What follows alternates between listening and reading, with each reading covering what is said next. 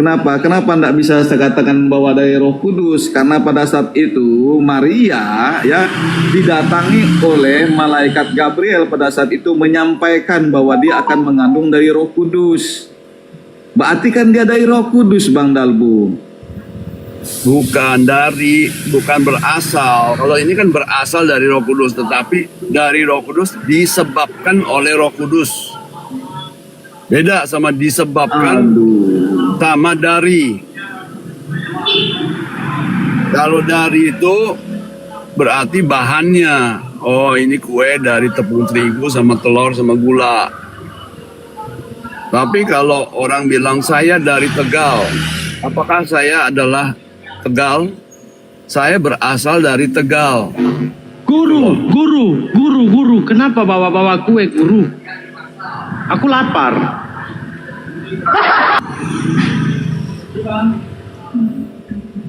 Kita baca aja ayatnya, Bang Dalbu ya. Matius 1:18. Itu kalau nggak salah. Matius 1:18.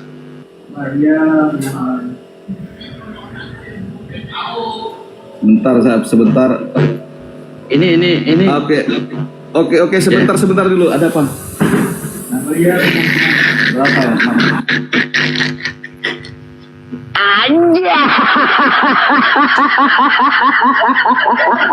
Pak Kripto, jadikan aku muridmu. Cerdas ini Pak Kripto ya. Jadi Junaidi mesti belajar bahasa teliti, ya. Ada orang suka bahasa, ada yang enggak, ya. Kalau saya suka bahasa dari dulu. Saya kalau bikin surat korespondensi, baca keputusan pengadilan seperti para pengacara gitu ya, teliti dalam menulis. Ya, pengacara itu ahli bahasa. Jadi disebabkan dari sama berasal dari beda, ya. Seperti sebab itu bukan akibat itu bukan sebab, tetapi akibat itu berasal dari suatu sebab, ya. Banyak yang minta naik ini guru. Coba ya naik. Dia naik Oten. Langsung. Wah, ada guru beneran saya ini.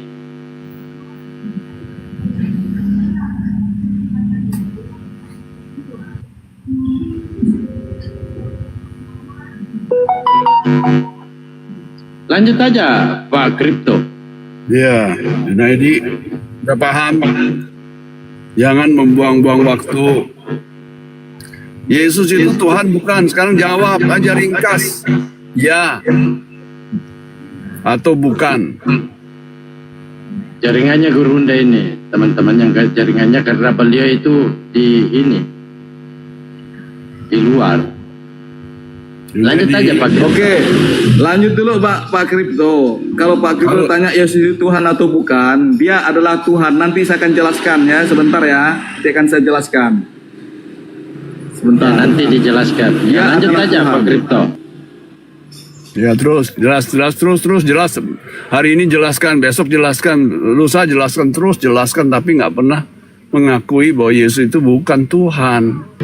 Kalau Tuhan sebagai penguasa Tuhan, iya. Kamu nggak selesainya menjelaskan. Hari ini menjelaskan, besok menjelaskan, lusa menjelaskan, minggu depan menjelaskan. Tapi saya ingin kamu bilang, ya Yesus itu hanya utusan, bukan Tuhan. Nah itu baru berhenti menjelaskan.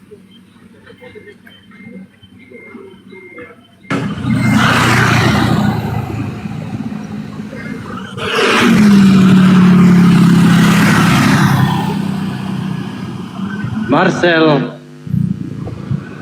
Ya, Selamat pagi. Selamat Kristen pagi. Marcel. Ya, puji Tuhan, saya Kristen. Oh, puji Tuhan. Ya boleh ini dulu, standby dulu Bang ya. Kalau mau menambahkan, kita santai-santai aja. Ini ada 3 Kristen di sini, Pak Junaidi, Kripto, Anda itu sendiri. Kita nggak perlu saling mencaci-caci, nggak baik, ya. Ya lanjut Pak Kripto. Ya ayo Marcel, selamat pagi. Marcel. Ayo Marcel.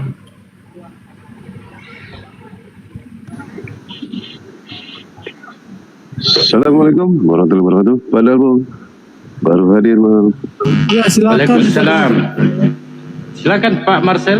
Wah, luar biasa ini. Saya ini lagi cari guru loh. Silakan lanjut Pak Marcel. Pertanyaannya apa, Pak Kripto?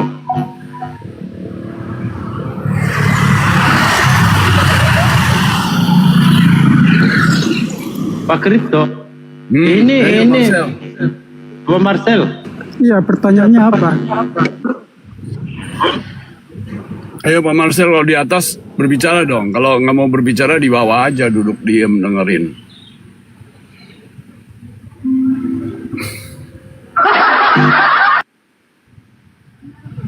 Disuruh ngomong tapi mute gimana sih? Oh, ada Enggak ada yang yang mute mute, ya? Pak. Enggak ada yang mute. Cuman beliau Siapa bertanya yang mute kepada saya? Anda. Ya silakan, Jangan di mute. Pak. Ya, ya. Enggak ada yang mute, itu Jadi- suara Anda itu terdengar. Oke, baik, Silakan. baik. Jadi kami percaya Yesus itu adalah Tuhan dan Juru Selamat. Makanya dikatakan di Alkitab, sebab di kolong langit ini tidak ada namanya yang olehnya kita diselamatkan kecuali dalam nama Tuhan Yesus. Jadi Yesus juga mengatakan, akulah jalan kebenaran dan hidup. Tidak ada satupun nabi yang berani mengatakan itu. Hanya Tuhan Yesus yang berani dan lantang mengatakan, akulah jalan kebenaran dan hidup. Jadi kalau mengikut nabi kita itu sesat namanya. Kita harus mengikut Tuhan Yesus. Sebab di kolong langit ini tidak ada nama yang olehnya kita diselamatkan kecuali dalam nama Tuhan Yesus. Makanya setiap lutut akan bertelur dan setiap lidah akan mengaku Yesus Tuhan dan Juru Selamat bagi seluruh bangsa. Dan Nabi boleh banyak, Rasul boleh banyak, tapi Juru Selamat hanya satu. Siapakah itu Juru Selamat? Lukas 2:11. Hari ini telah bagimu Juru Selamat, Kristus Tuhan di kota Daud. Bahkan Tuhan katakan, akulah Juru Selamatmu, tidak ada yang lain selain daripada aku. Itu dikatakan di kitab Yesaya. Bahkan kitab Yesaya 9:5 juga mengatakan, seorang anak telah lahir bagi kita, seorang putra telah diberikan bagi kita, lambang pemerintahan ada di atas bahunya, dan namanya disebut orang yang ajaib, Allah yang perkasa, Allah yang perkasa. Saya sekali lagi katakan, Luar biasa. Allah yang perkasa, Allah yang Bapa yang perkasa, Raja damai. Jadi Oke. tidak ada Tuhan lain yang layak disembah kecuali Tuhan Yesus. Kalau ada Tuhan lain yang disembah selain Tuhan Yesus, itu adalah ilah lain. Makanya dikatakan di Quran buku ayat 1, jangan ada padamu Allah lain di hadapanku. Karena sekarang ini banyak orang mengaku menyembah Allah, tapi dia tidak mengenal siapa Allah yang disembahnya. Dia pikir dia itu Allah, ternyata batu. Dia pikir Ya. Allah, ternyata pohon. Jadi bagaimana caranya kita mengenal Allah itu? Allah itu yang harus turun ke dunia mengenalkan dirinya kepada manusia sehingga manusia mengenal siapa itu Allah. Kalau Allah hanya berada di arsy sampai kiamat pun manusia tidak akan pernah mengenalnya. Secara logika aja, kalau Allah tidak pernah turun ke bumi bersama-sama dengan manusia, bagaimana mungkin manusia mengenalnya? Oke, kita baca para kitab, kita baca dari kitab-kitab, kita baca dari pemuka-pemuka agama. Apakah pemuka-pemuka agama pernah bertemu dengan Allah? Mereka juga nggak pernah bertemu. Jadi manusia dengan kemampuannya yang terbatas tidak akan bisa mengenal Tuhan kecuali Tuhan itu yang Oke, Bang, ditahan-tahan, Bang. Abangku, ditahan-tahan. Ya, silakan Pak Kripto ini cerdas juga ini. Aku bingung loh, pilih guru yang mana ini. Wah, Pak Marcel ini jago loh, ternyata ya. Silakan. Ya, selamat siang Pak Marcel. Kripto. Begini. Ya, Mana Marcel, dia? Marcel. Guru saya mana? Marcel. Sadaqallahul azim. Assalamualaikum warahmatullahi wabarakatuh. Waalaikumsalam. Assalamualaikum warahmatullahi wabarakatuh. Waalaikumsalam warahmatullahi wabarakatuh. Gimana kabarnya Bang Suma? Assalamualaikum, Baik, Kang Dito. alhamdulillah. Ada yang noise ya? Saya tadi guru, saya lagi ngechat lanjut. Suaranya kayak robot Bang Dalbo. Nah, kalau sekarang, Ya, alhamdulillah, masya Allah. alhamdulillah. Mohon Aduh, izin ya teman-teman Kristiani, saya ingin membacakan sebuah dalil di dalam Al-Quran. Habis itu nanti Anda tanggapi sekaitan dengan keberadaan agama kami itu hadir di muka bumi untuk meluruskan agama-agama terdahulu termasuk agama saudara. Tapi tentu ini tidak akan Anda terima, oleh karena itu kita diskusi yang baik aja. Al-Quran saya mengatakan, Bismillahirrahmanirrahim, Iyadu'una min dunihi illa inatha wa iyadu'una illa syaitanam marida. Mereka tidak menyembah selain daripada Allah kecuali berhala, dan mereka juga tidak menyembah kecuali kepada iblis yang durhaka. Nah, saya melihat saudara di dalam pengajaran Bible dituliskan oleh Lukas 24, Lukas di dalam kitabnya, di mana pada pemberitaan tersebut di Lukas 4 data nomor 6, data nomor 7, di situ iblis kemudian mencobai Yesus untuk supaya Yesus itu mau menyembah kepada dia, karena iblis di situ menyatarakan dirinya dengan Elohim, bahwa segala kuasa langit dan bumi telah diberikan kepada iblis, dan iblis katanya berkuasa memberikan kepada siapapun yang dikehendaki oleh iblis itu sendiri. Itu yang pertama. Kemudian di dalam kajian kitabnya orang Yahudi jelas sekali bahwasanya iblis ini memang menginginkan kemudian manusia itu durhaka dan menyembah kepada dirinya, bukan menyembah kepada Tuhan. Nah, sedangkan kitabnya Yahudi di dalam Yeremia 31 nomor 34, di situ Tuhannya Yahudi mengatakan jangan lagi orang mengajarkan tentang pengenalan terhadap Tuhan. Jangan lagi orang mengajar kepada orang lain tentang Tuhan. Karena mereka Bani Israel baik kecil maupun besar sudah mengenal aku. Jadi tidak perlu lagi mengajarkan Tuhan itu begini, Tuhan itu begitu, lahir bla bla bla. Itu tidak perlu. Karena Bani Israel dalam catatan Yeremia 31 sampai 34, mereka sudah mengenal Tuhan melalui hukum Taurat itu, bahwa Tuhan itu tidak serupa dengan makhluk, Tuhan itu bukan manusia dan bukan anak manusia, Tuhan itu menghidupkan dan mematikan. Karena itu orang Yahudi tidak perlu lagi diajarkan, ada loh Tuhan turun ke bumi berinkarnasi, itu nggak perlu. Nah, karena itulah saya katakan bahwa pengajaran seperti itu, bahwa Theos, dewa turun ke bumi, itu hanya dianut oleh Romawi dan Yunani. Dan seketika Yesus dianggap Tuhan, ya itu juga ajaran Romawi dan Yunani. Karena Yesus ketika datang ke Bani Israel, Yesus hanya mengajarkan ending pengajarannya, dirinya hanya rasul, utusan Elohim kepada Bani Israel. Jadi kalau hari ini saudara Kristen memperkenalkan Yesus adalah Theos, yaitu Anda sedang memperkenalkan dewanya orang Athena, bukan sedang memperkenalkan Tuhannya orang Yahudi. Demikian.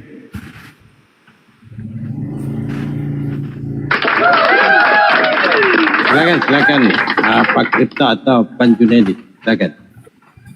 Ya, mengenai Theos ya, karena waktu itu penulis Injil itu di dalam kekuasaan Romawi, dan mereka biasa berbahasa Romawi, yaitu Yunani bahasanya.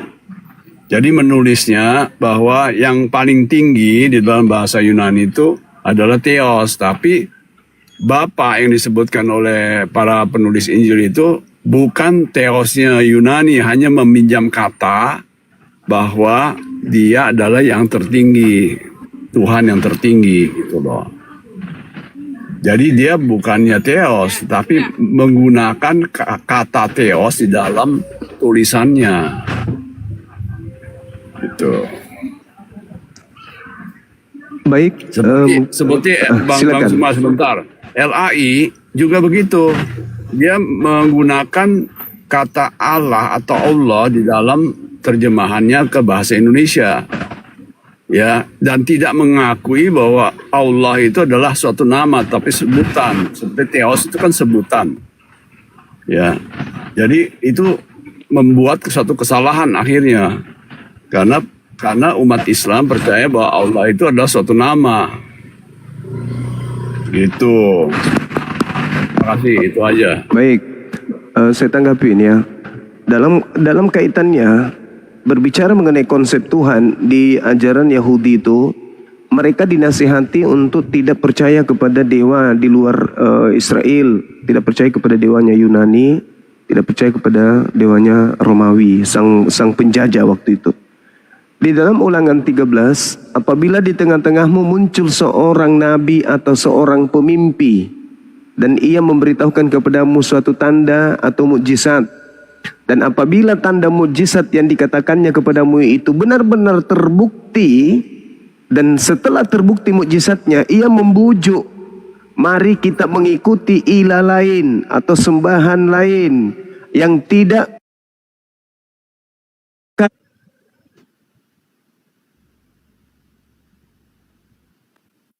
pemimpi itu, sebab Tuhan Elohimmu mencoba kamu untuk mengetahui apakah kamu sungguh-sungguh mengasihi Tuhan Elohim dengan segenap hatimu, dengan segenap jiwamu. Tuhan Elohimmu harus kau ikuti, harus kau takut akan Dia. Kamu harus berpegang pada perintahnya, suaranya harus kau dengar, kepadanya harus kau berbakti dan berpaut. Nabi atau pemimpi itu haruslah dihukum mati karena ia telah mengajak murtad terhadap Tuhan Elohimmu yang telah membawa kamu keluar dari tanah Mesir dan menebus engkau dari rumah perbudakan dengan maksud untuk menyesatkan engkau dari jalan perintah Tuhan Elohimmu kepadamu untuk dijalani. Demikianlah harus kuhapuskan yang jahat itu dari tengah-tengahmu. Jadi kalau ada orang datang mengajarkan Tuhan baru yang turun ke bumi menjadi manusia, jangan kau percaya, harus kau bunuh. Kalau ada orang datang kepadamu mengajarkan ada Tuhan berbentuk roh, jangan kau percaya, harus kau bunuh. Kalau ada Tuhan yang datang kepadamu mengajarkan kemudian bahwa Tuhan itu turun dalam bentuk makhluk bertanduk 7, bermata 7, jangan kau percaya, harus kau bunuh. Kalau ada Tuhan yang datang kepadamu mengajarkan Tuhan berteofani kemudian berinkarnasi menjadi manusia, mati, maka jangan kau percaya, orang itu harus kau bunuh. Jadi ini bukan sekedar hanya kata teos, bukan. Paulus memang mengajarkan dewanya orang Yunani.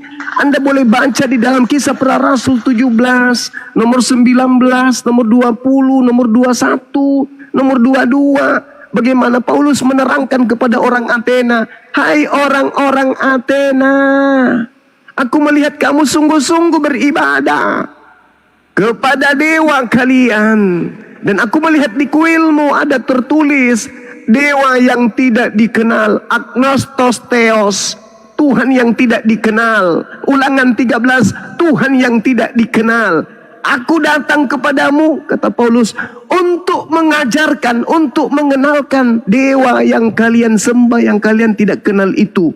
Maka dewa yang selama ini kau sembah, yang kau tidak kenal itu adalah Kristus Yesus. Berarti hari ini ketika orang Kristen menyembah Kristus Yesus, itu sama dengan menyembah dewanya Roma, Athena, Yunani. Itu fakta. Jadi bukan hanya sekedar teos. Orang-orang Yahudi, bahkan Yesus sekalipun mengajarkan Tuhan itu bukan bernama Theos. Hanya Paulus yang mengajarkan Theos. Kenapa? Karena Paulus adalah mengaku sebagai utusan Kristus Yesus yang datang kepadanya di padang gurun untuk mengajarkan non-Yahudi masuk ke agama Kristen. Bukan menjadi Yahudi, bukan menjadi praktisi Torah, tetapi menjadi Kristen, agama baru buatan Om Paulus. Begitu, Pak. Kristen adalah agama baru. Yesus itu tidak melanjutkan pengajaran tentang Taurat, tetapi mengutip ayat-ayat Taurat. Ya, kita orang Kristen tidak pernah pergi ke Yunani, masuk ke kuil-kuil Yunani, membakar korban persembahan kepada dewa-dewa Yunani. Nggak ada. Itu cuma minjem kata Theos, ya, sebagai yang tertinggi. Tapi orang Kristen di dunia satu pun nggak ada yang menyembah di kuil-kuil Yunani. Nggak ada. Ya, jadi Paulus itu hanya meminjam kata Theos. Yesus tuh membawa ajaran baru, perintah baru. Ya, aku membawa perintah baru, kasihilah sesamamu seperti aku mengasihi kamu. Coba baca Taurat. Mengasihi sesama itu seperti mengasihi diri sendiri, bukan seperti Yesus mengajari bagaimana mengasihi orang lain, sesama. Beda. Yesus itu dihukum mati karena dia melanggar Taurat. Dia dianggap mengajarkan Allah lain ketika dia berkata, aku dan Bapa adalah satu. Nah itu, ahli Taurat itu memahami ajaran Yesus sebagai ajaran yang memperkenalkan Allah lain. Nah gitu. Maka dia dibunuh. Oke. Tanggapan saya, ya. Iya. Jadi kalau kita melihat ya di dalam pengajaran Korintus atau Paulus, di dalam banyak data Paulus itu mengatakan bahwasanya mereka orang-orang yang ada di Korintus terkadang disebut sebagai orang yang kemudian mempersembahkan makanan kepada berhala di dalam kuil. Jadi orang-orang Korintus ini, jemaat Paulus ini, itu disebut sebagai orang yang beribadah di dalam kuil berhala. Mereka adalah pemakan daging persembahan berhala. Itu jemaat Paulus yang ada di Korintus, 1 Korintus 8, dan banyak dalil 1 Korintus 10 yang mengatakan hal tersebut. Nah, oleh karena itulah orang Yahudi, orang Kristen tidak bisa satu tempat ibadah. Haram hukumnya orang Kristen masuk di rumah ibadahnya orang Yahudi. Bahkan berdasarkan Yesaya 52 nomor 1, tidak boleh orang Kristen itu masuk di Yerusalem. Makanya terkadang kita melihat mereka diludahin. Gak boleh. Jadi sekali lagi saya katakan, Paulus itu bukan mengajarkan menyembah kepada Tuhannya Yahudi, enggak. Paulus mengajarkan menyembah kepada Tuhannya Roma, Tuhannya Yunani, yaitu Dewa Theos. Jadi kalau hari ini Anda mengatakan menyembah kepada Tuhannya Yahudi, itu salah besar.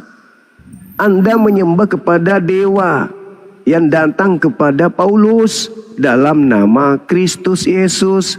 Makanya Yesus mengatakan kepada murid-muridnya agar waspada kepada Paulus yang datang bertemu dengan Kristus yang ada di padang gurun dan di dalam bilik. Kata Yesus kepada muridnya, jangan kau percaya kepada Paulus itu, jangan. Karena memang kalau Anda hari ini mengatakan bahwa Yesus itu yang datang kepada Paulus sakti kali, dia bisa begini, dia bisa begono dan begini. Memang Yesus mengatakan bahwa Yesus palsu akan datang menggunakan tanda yang dahsyat, mujizat-mujizat yang hebat, dan kekuatan-kekuatan yang supernatural. Untuk apa? Untuk menyesatkan banyak orang. Itu kata siapa? Itu kata Yesus. Di mana Yesus katakan? Terekam di dalam catatan Matius 24 nomor 23 sampai 24 bahwa iblis datang atas nama Yesus, memakai nama Yesus, melakukan banyak tanda dahsyat termasuk keluar dari kubur, bangkit dari kematian dan seterusnya. Itulah dia yang Yesus nubuatkan kepada murid-muridnya orang Yahudi. Makanya orang Yahudi tidak jadi Kristen, tetap Yahudi sampai hari ini karena mereka nggak percaya ajaran Paulus. Tapi orang Roma dan Athena menggantikan penyembahan-penyembahan mereka kepada dewa-dewa mereka, yaitu dewa Agnostos Theos, menuju kepada dewa baru namanya dewa Yesus. Begitu. Lanjut.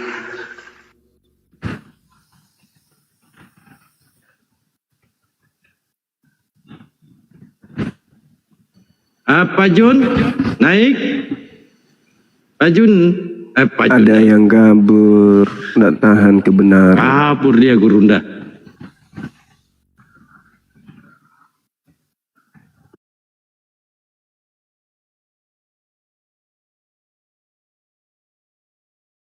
Halo, cek, tanggal cek. 25 Desember, sedikit lagi. Itu peringatan yang sudah dianut oleh Roma dan Yunani setiap tanggal 25 Desember jauh sebelum Paulus dilantik menjadi apostolos, pemimpi. Karena dia bukan nabi, dia pemimpi. Kenapa saya katakan pemimpi? Karena dia tidak menerima wahyu. 13 kitabnya ditulisnya itu cuman berhalusinasi alias bermimpi atau berangan-angan. Dan dia akui itu 1 Korintus 11:17, apa yang aku tuliskan bukan firman Tuhan, tetapi orang bodoh yang ingin bermegah, ingin dibilang talekang erok di kana, mau diaceng, mau sanjungan, biar dianggap wow gitu lah. Maka dia kemudian menulis catatan-catatan dia, surat-surat dia. Kesalahan saudara-saudara, karena Paulus itu tidak murni harus disalahkan. Kenapa? Karena Paulus menulis hanya kepada jemaat-jemaat tertentu, bukan kepada seluruh dunia. Paulus itu menulis. Dia menulis kepada jemaat yang ada di Roma dalam kitab Roma. Dia menulis kepada jemaat yang ada di Korintus melalui suratnya di Korintus. Dia menulis surat untuk orang-orang yang ada untuk anak angkatnya yang bernama Timotius. Dia menulis surat untuk seseorang bernama Filemon. Dia kemudian menulis surat untuk jemaat yang ada di Antioquia, yang kemudian disebut dalam suratnya sebagai surat Galatia dan seterusnya. Hanya orang Kristen aja yang di sini yang sibuk-sibuk memakai bukunya Paulus, padahal Paulus bukan menulis untuk mereka. Begitu juga Matius menulis buku, begitu juga Yohanes menulis buku, begitu juga Lukas menulis buku, begitu juga Markus menulis buku. Bukan diperuntukkan mereka menulis untuk dunia, mereka menulis untuk kelompok-kelompok tertentu. Contoh, Lukas menulis itu bukan untuk siapapun selain hanya untuk satu orang yang bernama Theophilus. Dia adalah seorang kaisar. Tapi karena Roma dan Athena pada saat itu tidak memiliki kitab, mereka punya konsep, yaitu dewa turun ke bumi jadi manusia. Konsepnya ada dari nenek moyang mereka, tapi mereka tidak punya kitab. Maka mereka menyeleksi kitab-kitab yang ada. Loloslah 4 kitab yang mereka sebut kitab kanon. Dan juga loloslah surat Paulus yang 13. Dan lolos juga surat Ibrani yang tidak ditahu siapa penulisnya. Itulah nasibnya saudara-saudara kita ini. Kenapa bisa demikian terjadi? Karena mereka tidak memiliki mutiara. Karena Yesus melarang murid-muridnya memberikan mutiara kepada babi dan melemparkan barang-barang kudus kepada anjing. Makanya kehilangan arah. Andai saja tidak ada terjemahan kitabnya orang Yahudi, apalah jadinya agama saudara kita ini?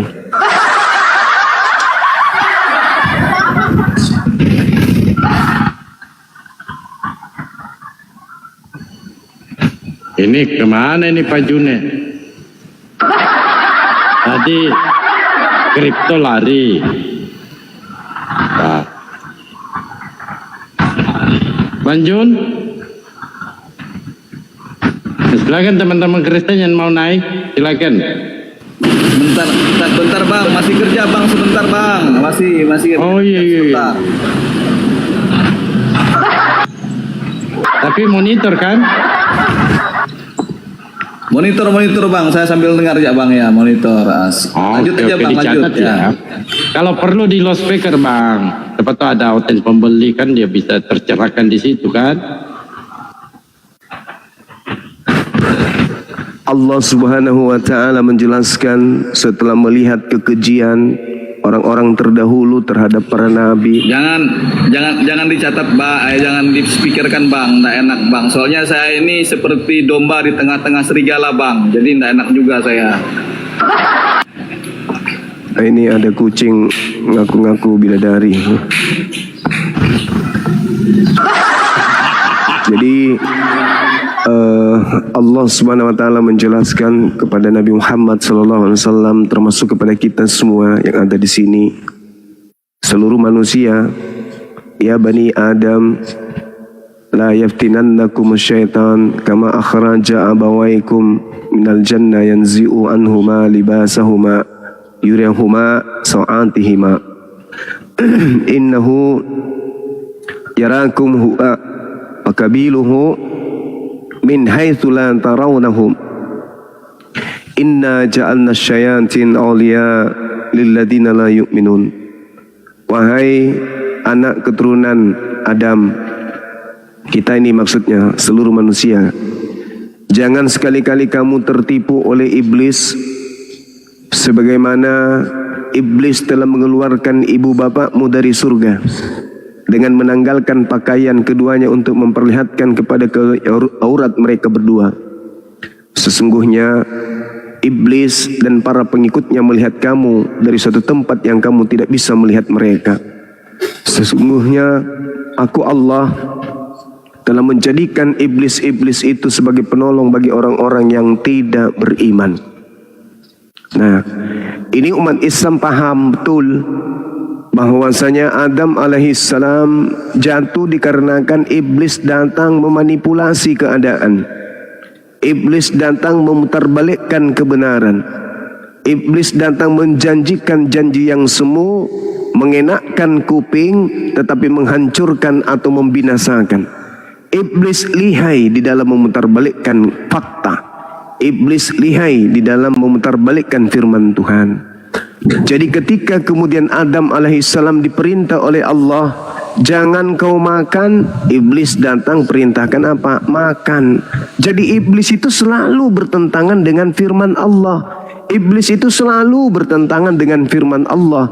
Tetapi iblis pandai untuk menjerat anak manusia itu. Pandai kali.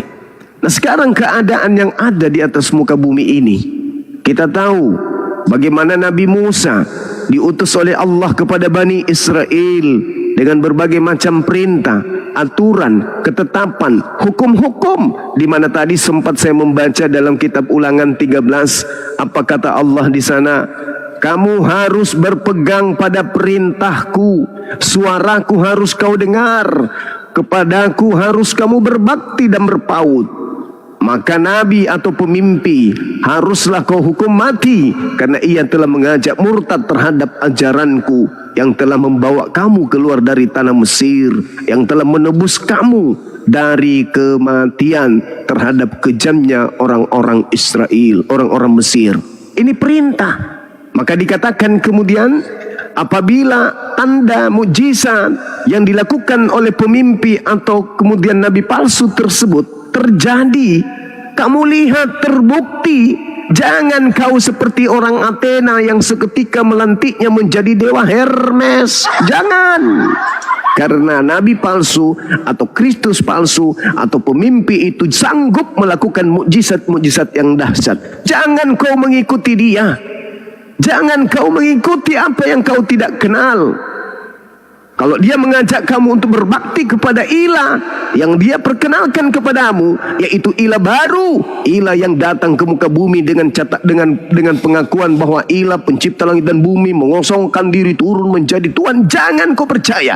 Jangan engkau mendengarkan perkataan dia, sebab Tuhan Elohimmu mencoba kamu untuk mengetahui apakah kamu sungguh-sungguh mengasihi Tuhan Elohim dengan segenap hatimu, dengan segenap jiwamu. Tuhanmu Elohim harus kau ikuti, harus kau takut kepada dia, harus berpegang pada perintahnya, suaranya harus kau dengarkan, kepadanya kau harus berbakti dan terpaut.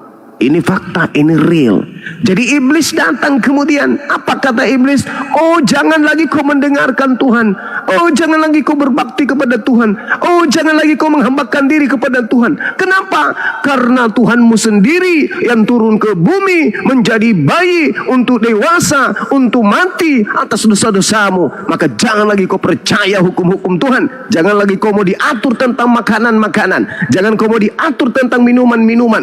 Jangan lagi kau mau diatur tentang hari raya. Jangan. Kamu adalah orang-orang merdeka. Sekarang kau bukan lagi hamba Tuhan, tetapi kau adalah anak-anaknya halilintar. Ini iblis. Iblis itu pandai kali. Ketika Adam alaihissalam jatuh, pandai iblis itu memutarbalikkan fakta. Maka Allah datang kemudian melalui Nabi Muhammad mengajarkan kepada kita, ya Bani Adam, la yaftinannakumus syaitan kama akhraja abawaikum minal jannah. Jangan kamu sampai nasibnya sama seperti kakek lu Adam dan istrinya yang tertipu oleh iblis, sebagaimana iblis datang memperdaya, menipunya sehingga mereka keluar dari surga hanya gara-gara memutar balik fakta. Jangan kau makan buah pengetahuan baik dan buruk. Tetapi kemudian iblis datang mempoles, makan dong. Kamu akan kekal di sini. Kalau kau tidak makan, malah kau akan mati. Maka seketika Adam dan istrinya percaya kepada iblis. Apa yang terjadi? Dia konon ceritanya diusir dari jannah. Keluar kau dari jannah ini. Nah sekarang begitu iblis berhasil memperdaya Adam, apa yang terjadi? Iblisnya kemudian menghembuskan fitnah. Apa fitnahnya? Dia katakan, tahu nggak lo? Apa paman iblis? Lu keluar dari surga itu gara-gara apa? Tahu nggak lo? Enggak. Ya itu karena kakek lu makan buah ilmu pengetahuan. Makanya dia mewariskan dosa kepada lo. Oh gitu ya paman iblis? Iya. Jadi gimana caranya supaya saya kemudian terlepas dari kutuk itu, wahai iblis? Nah, lu harus percaya Kristus turun ke bumi, mati untuk dosa-dosa lu. Jadi maksudnya iblis merasuki Yudas supaya Yudas itu berkhianat kepada Yesus, supaya Yesus itu disalibkan, supaya iblis itu berhasil menyalibkan Yesus, supaya iblis berhasil menolong manusia untuk lepas dari kutuk dosa dari Adam. Gitu maksudmu paman iblis? Iblis kurang kerjaan, iblisnya nggak pernah sekolah. Iblis merusak tatanan yang ada di surga, membuat Adam jatuh dari surga. Tujuannya agar Adam dan keturunannya masuk neraka. Di abad pertama, iblis kurang kerjaan. Habis minum tua, iblisnya mabuk, dia nggak sadar. Akhirnya iblisnya merasuki Yudas. Apa akibatnya? Yesus disalib. Nyak lu. Artinya iblis yang menyelamatkan orang-orang Kristen dari kutuk hukum, daripada kutuk hukum warisan dosa. Akhirnya ditamparlah iblis ini yang merasuki Yudas. Mari sini kau, kutampar kau. Ditamparlah sama kakek iblis yang botak, kumisnya 13 lembar, yang sebelah kanan 13 lembar. Ditampar kau. Kenapa kau merasuki Yudas? Emang kenapa Tuhan? Gara-gara kau merasuki Yudas, mau tahu nggak kenapa? Yesus mati disalib. Terus apa yang terjadi? Gara-gara dia mati disalib, dosa-dosa dari Adam terhapus tuyul. Gara-gara lu, kampret tuh ya, ku pecat lu jadi iblis. Jadi apa dong? Jadi bom-bom aja lu sekarang. Ini cerita dongeng. Iblis merasuki kemudian Adam. Iblis kemudian membuat Adam jatuh supaya Adam itu masuk neraka. Ketepak. Ada keturunan iblis mabok, keracunan bensin. Aku teler masuk ke Yudas, ketepak. Yohanes 13 nomor 2. Maka iblis merasuki Yudas. Kurang kerjaan iblis nih. Ngapain lu rasuki Yudas? Biar aku ingin merasuki Yudas supaya dia mengkhianati Yesus. Apa tujuannya? Supaya Yesus ditangkap tuh, lalu supaya Yesus mati, terus supaya dosa-dosa anak Adam itu terlepaskan dari kutuk. Kurang kerjaan lu iblis. Capek menggoda Adam, gagal.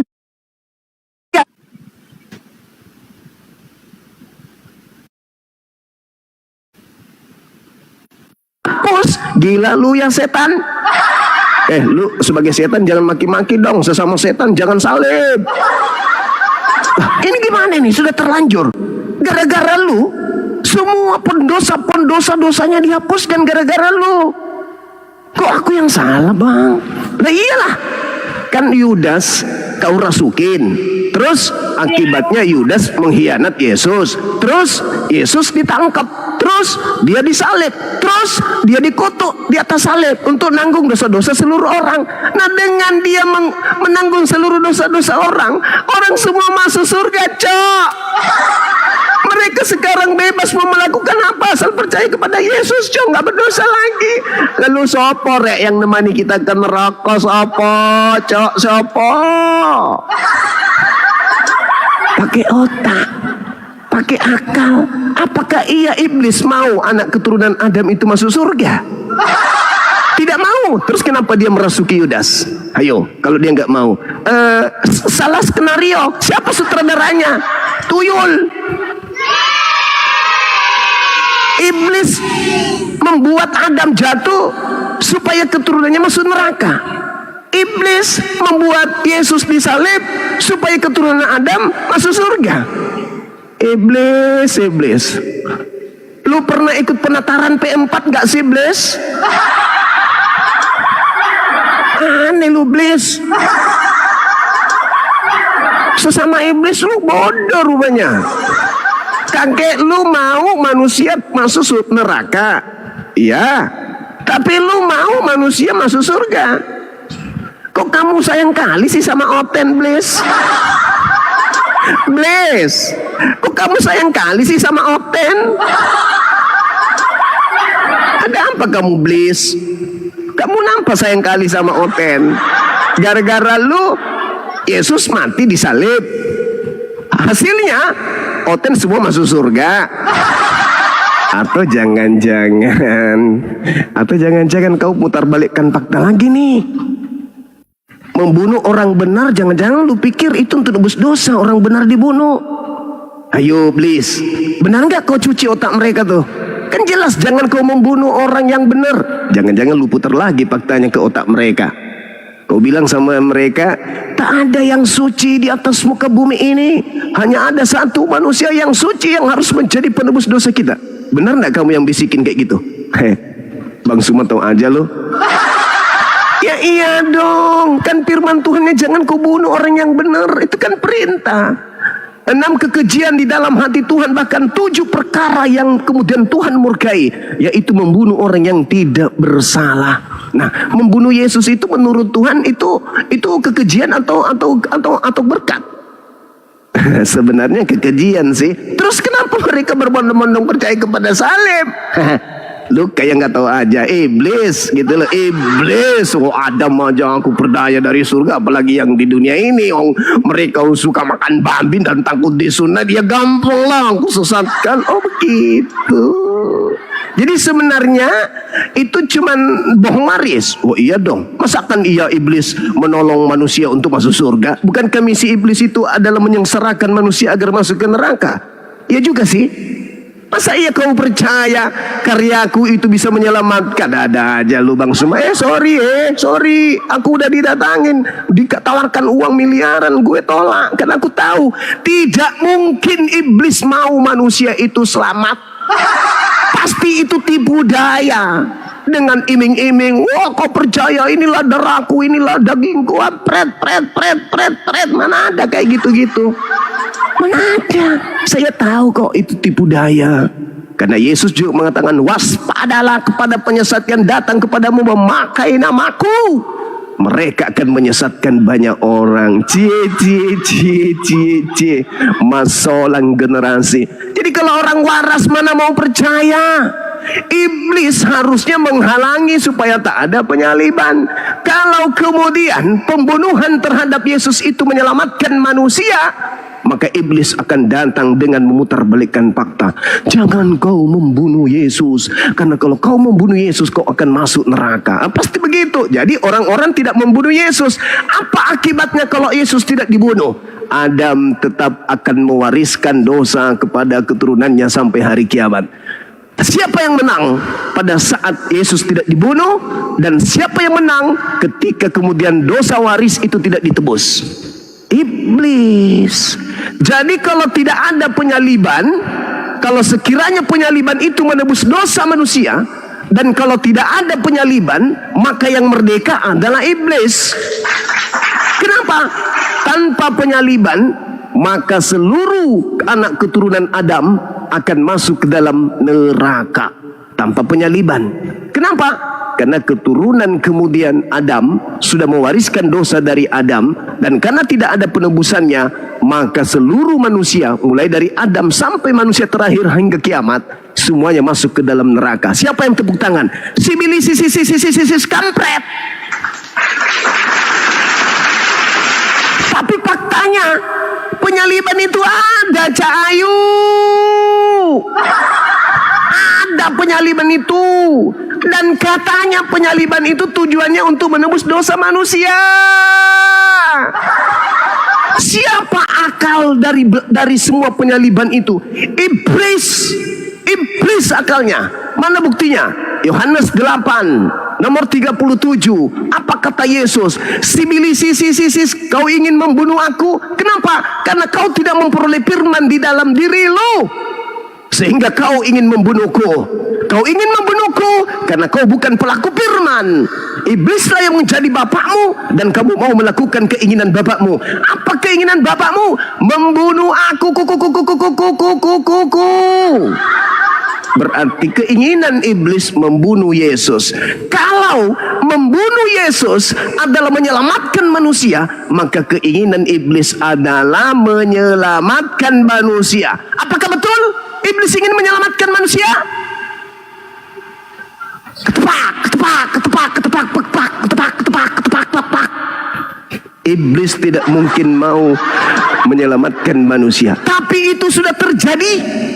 Tapi bukan hanya sekedar terjadi. Miliaran manusia menerima hadiah dari iblis. Dengan kata lain, ada yang menjadikan iblis sebagai pahlawan dalam hidup keberagamaan. Siapakah mereka yang menjadikan iblis sebagai pahlawannya? Al-Quran mengatakan, A'udzubillahi minasyaitanirrajim, Iyad'una min dunihi illa inatha, wa iyad'una illa syaitanam marida. Mereka orang-orang kafir tidak menyembah selain hanya yang tidak menyembah kepada Allah. Mereka tidak menyembah selain hanya menyembah berhala, dan mereka juga tidak menyembah kecuali menyembah iblis yang durhaka.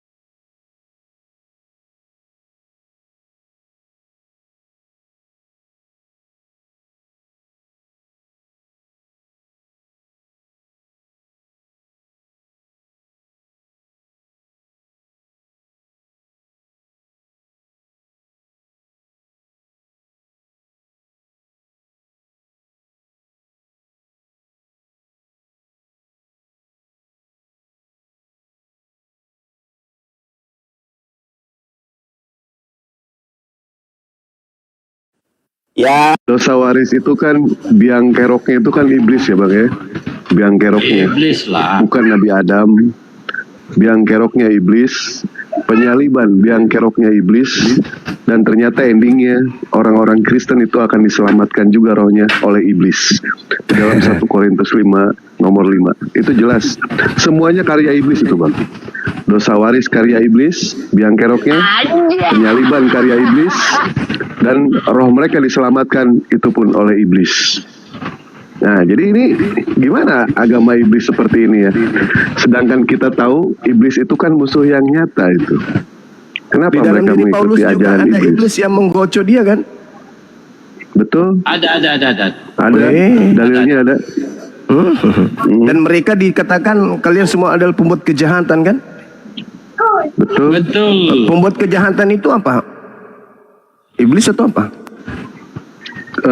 Menyekutukan Tuhan bisa, membunuh Tuhan bisa, menyamakan Tuhan dengan manusia itu adalah kejahatan di dalam ajaran agama. Nah mereka ini bukan cuma menyekutukan Tuhan bang, mengatakan Tuhan itu 3. Lebih parah lagi, Tuhannya dibunuh bang.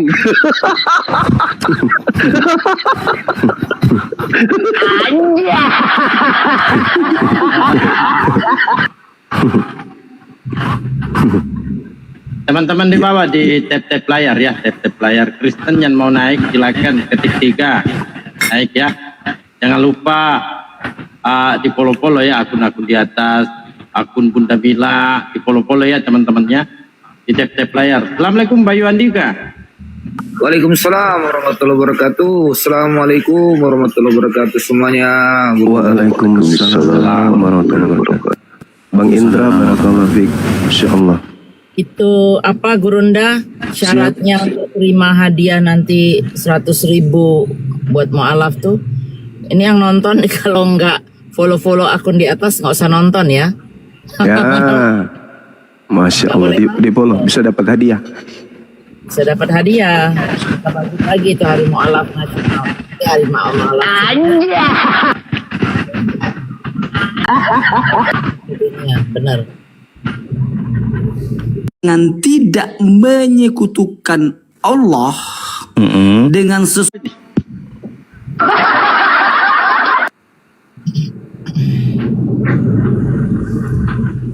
Ya, ayo teman-teman Kristen yang mau naik silakan. 5.000. Di baris bang, di baris. Berbaris. Yang mau kemudian ditebus dosanya berbaris. Mumpung iblis masih lagi baik hati. Berarti diobral ini sebelum 25 Desember ya, diobral. Iya. Tuh.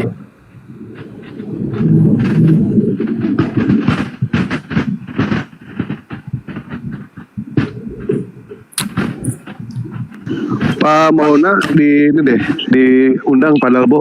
Kayaknya dia mau mualaf DM ke Dewa. Alhamdulillah. Tapi Dewa sih mengharapkan satu paket ya, sekeluarga gitu. Dia mualaf, istrinya, berikut juga dengan anaknya. Undang deh ke sini. Oke. Ada nomornya. Telepon aja, suruh ke sini. Mumpung ada Bang Timo. Iya. Supaya disaksikan oleh Pak Junaidi. Ini kan lebih afdol, ada pendeta menyaksikan jemaatnya mualaf.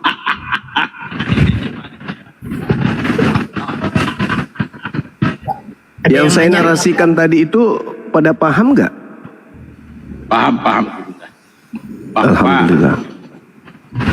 Karya penembusan dosa itu adalah karya iblis. Nah, diiming-imingi masuk surga. Nah, ternyata masuk neraka. Murid saya Edis juga sudah akui itu. Oh iya, betul. Iblis. Iya ya, dulu dari Bang Suma awalnya itu ya, karya iblis ya. Iya Bunda. Ada yang mau dengar, sekarang udah si Edis. Wah, tapi memang akhir zaman ini. Cakar-cakaran satu sama lain, nggak jelas. Cakar-cakaran. Oh iya, seru banget. Setiap hari ada pitin nongol di beranda saya. Setiap hari itu.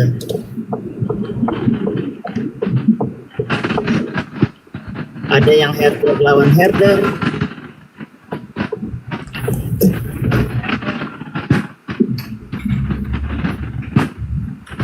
Kenapa diam aja Junaid?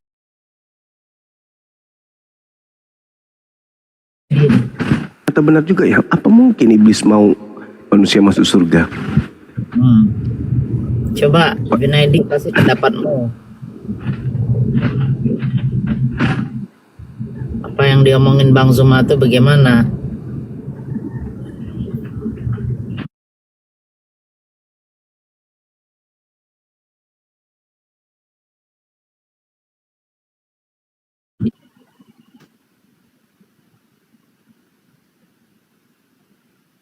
Keduanya tanya. Nggak jelas itu mah.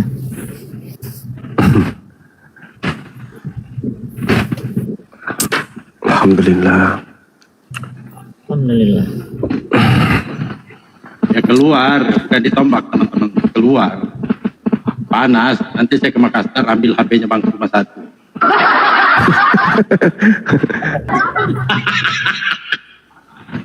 Ya, tap layar dulu teman-teman ya. Kristen yang mau naik silakan ketik 3.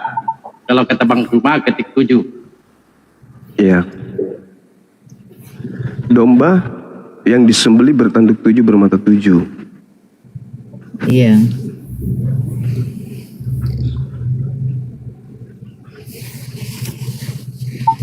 Tapi memang perumpamaan pakai hewan tuh udah nggak beres ya. Maksudnya gimana itu gitu? Di Al-Quran nggak ada satupun saya rasa itu.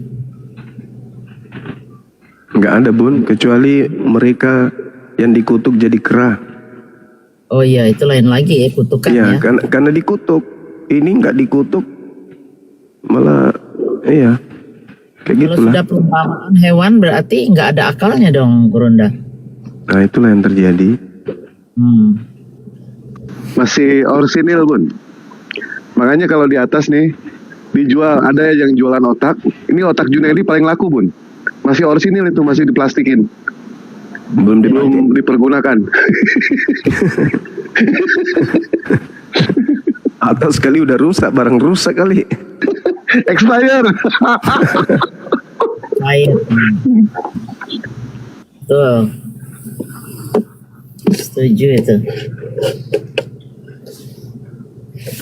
Tapi memang mereka merujuk ke kasihilah musuhmu Bun.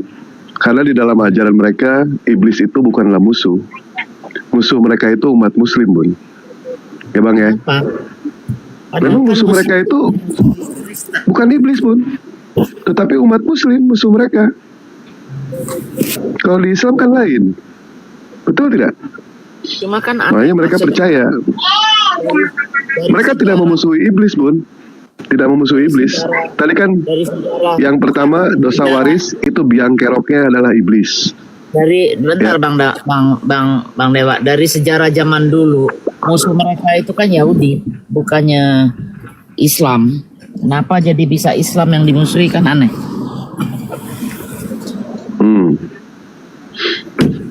Ya kan? Iya.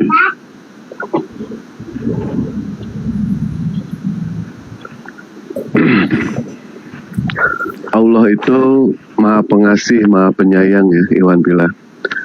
Bahkan iblis saja masih diberikan kesempatan sama Allah untuk bertobat. Ketika yang namanya Allah menurunkan iblis, menurunkan Nabi Adam dan Bunda Siti Hawa, setiap 100 tahun sekali itu iblis dipertemukan dengan Nabi Adam. Agar apa? Agar mereka berdamai.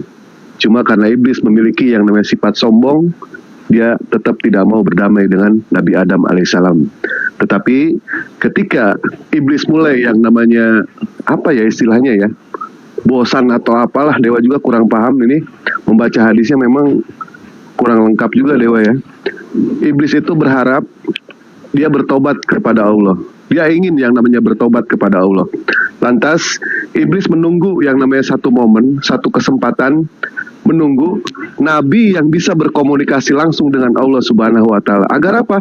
Agar iblis diberikan kesempatan untuk bertobat kepada Allah. Siapa dia? Nabi Musa alaihissalam. Ketika Nabi Musa alaihissalam bertemu dengan iblis, iblis mengatakan kepada Nabi Musa, "Ya Musa, sampaikan kepada Rabbku, aku ingin bertobat." Maka Nabi Musa menyampaikan kepada Allah, dan Allah memberikan pesan kepada Nabi Musa, "Hei iblis, andaikan kamu ingin bertobat, bersujud kamu ke kuburan Nabi Adam sampai hari kiamat." Tapi memang dasarnya iblis itu adalah aba wastakbar, tidak peduli. Iblis menolak untuk bertobat kepada Adam. Sampai iblis mengatakan dengan sombong, pada saat Nabi Adam hidup aja, gua ogah nyembah, gua ogah bersujud, apalagi sekarang udah jadi bangke. Banyak omong kalian ini, banyak omong. Waduh, kok kesetanan ini orang? Gimana ini? Bang, kenapa bang? Nggak ada. Kenapa bang? Mau ditebus Ambil tema aja bang. Banyak omong kalian ini. Ya, mau ditebus dosanya itu gimana Pak? Abang tahu kan syaratnya di sini Bang? Naik di komal Islam. Kalau naik di komal Kristen yang nggak masalah sih. Syaratnya di sini Bang. Pertama, selama diskusi wajib jadi manusia dulu. Bisa nggak Abang jadi manusia dulu Bang?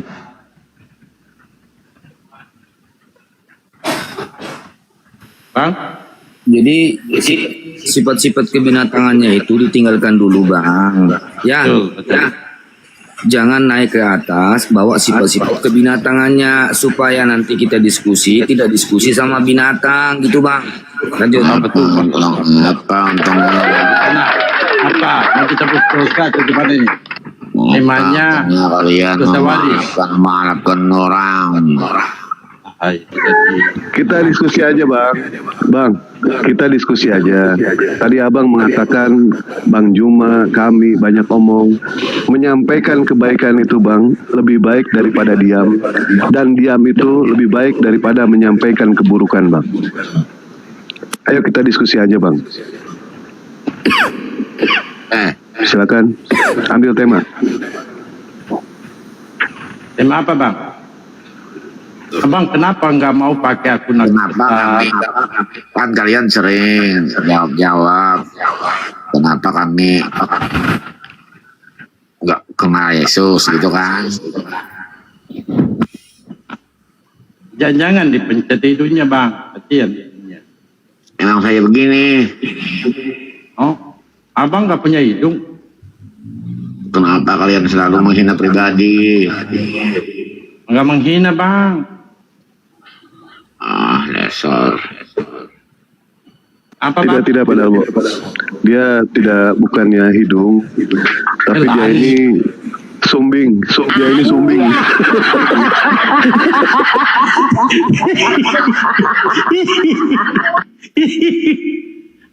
Jadi yang mau diskusi dengan guru kami Bang Suma, syaratnya jadi manusia ya bang ya. Itu aja syaratnya.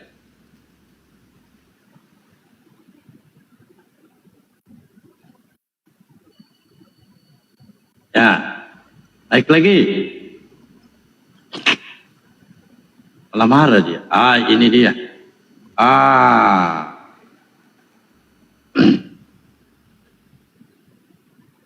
Selamat malam. Waktu Perancis bang. Banasa. Bang.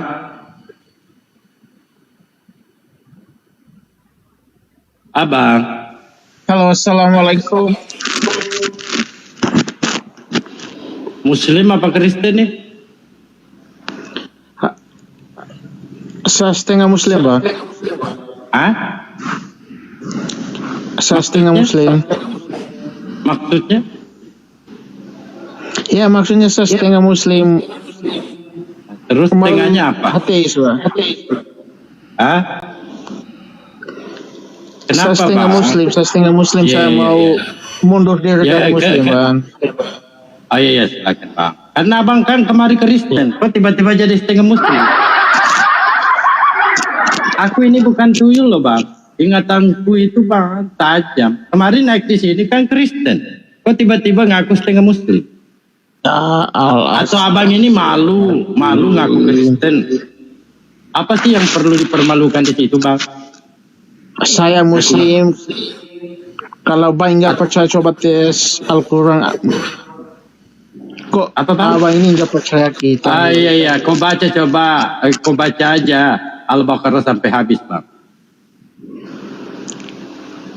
Oke, saya nggak ada Al-Quran di sini. Coba ini kasih buka baca. Kau baca, Bang, kau baca aja situ, Bang. Saya mau diskusi tentang apa, Bang? Cuma di mana Cuma? Bang, saya tanya itu, guru saya ada. Saya tanya dulu, Bang, kenapa Abang ini malu ngaku Kristen, Bang? Memangnya Kristen memalukan, Bang? Juma mana Juma? Iya, nanti. Saya tanya dulu sama. Oh, nanti aku. Iya, kenapa malu ngaku Kristen? Yang kalian itu tinggal. Memangnya agamanya Abang ini agama memalukan? Hah? Juma sama Juma saja, yang kalian itu tinggal level dengan saya bilang. Sama Juma saja Juma. Ah, kamu kuasai tema apa yang kamu angkat? Dengan saya aja Bang, apa-apa Bang. Kamu itu Bang Juma masih monitor. kecil loh. Bang Juma monitor.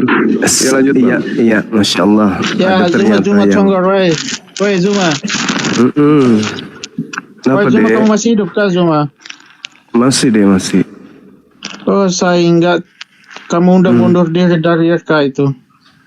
Enggak dek, saya masih ada di sini. Oh, Masih banyak penyembah makhluk kuburan. Saya tetap ada untuk memperingatkan mereka supaya mereka jangan menyembah makhluk kuburan. Gitu dek.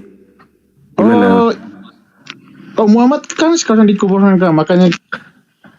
Enggak, tak ada manusia yang menyembah. Nabi Muhammad itu enggak disembah karena beliau manusia. Ada makhluk yang keluar dari kubur pada hari ketiga itu minta disembah, dan itu penyembahnya banyak. Makanya saya ditugaskan kemudian oleh Yesus untuk membersihkan Yesus Jangan dari di-mute fitnahan dong, makhluk kuburan itu.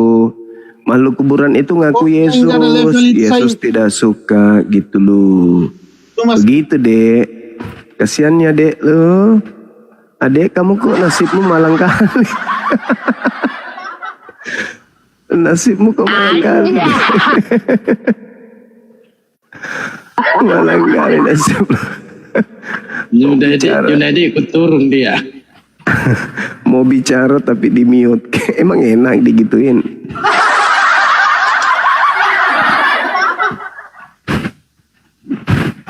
Mau aku datang besok.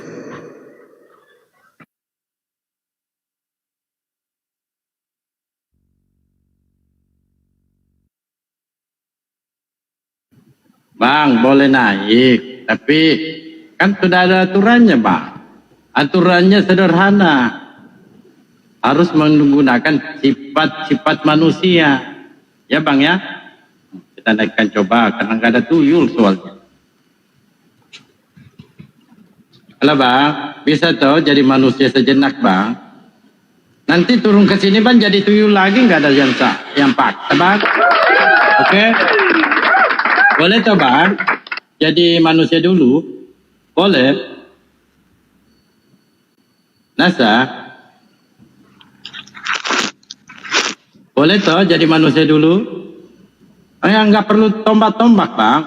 Yang saya pakai di sini Bang, arwah Hansip Romawi Bang. Jadi boleh toh Bang? Nanti dialog dengan Bang Tuma. Tapi jadi manusia dulu lah. Itu syarat. Woi Zuma. Disuruh jadi manusia malah jadi tuyul. Bang, tema apa Bang? Yang abang kuasai lah. Kamu kenapa deh? Gak bisa guru udah jadi manusia. Oh iya. Masukkan ke kandang dulu. Masukkan ke kandang, kasih dedak, campur kunyit basah. Nanti kalau sudah mulai bagus dinaikkan. Gitu ya Bang ya. Ini apa? Dedaknya itu campur sedikit tawas halus kasih. Dengan sedikit tiodan.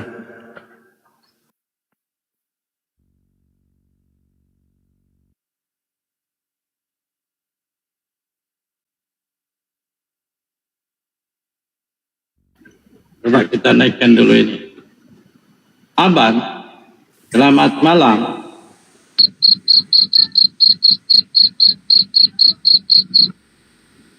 Ini lewatan sabar ini. Abah, kita turunkan dulu ya, cari lagi. Kayaknya ninja.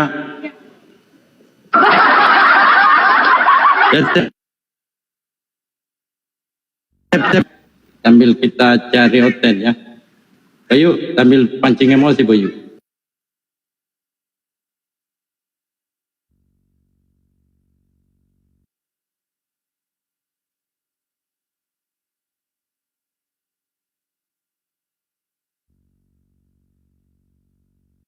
Naik lagi Bang Ninja. Kalau mau artinya nini janda. Ya, naik lagi silakan.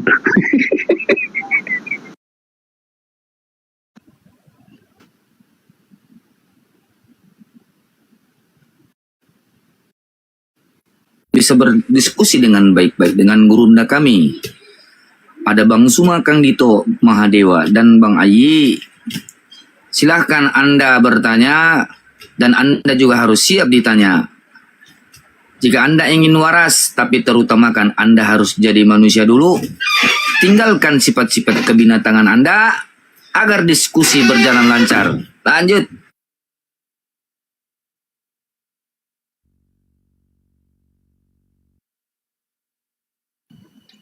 Lanjut aja dulu, saya cari hotel nih. Lanjut aja.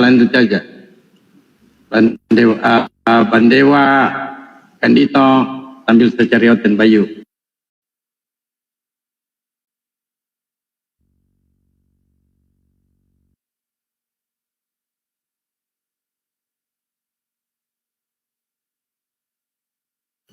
Teman-teman di tap-tap layar dulu lah, tap-tap layar.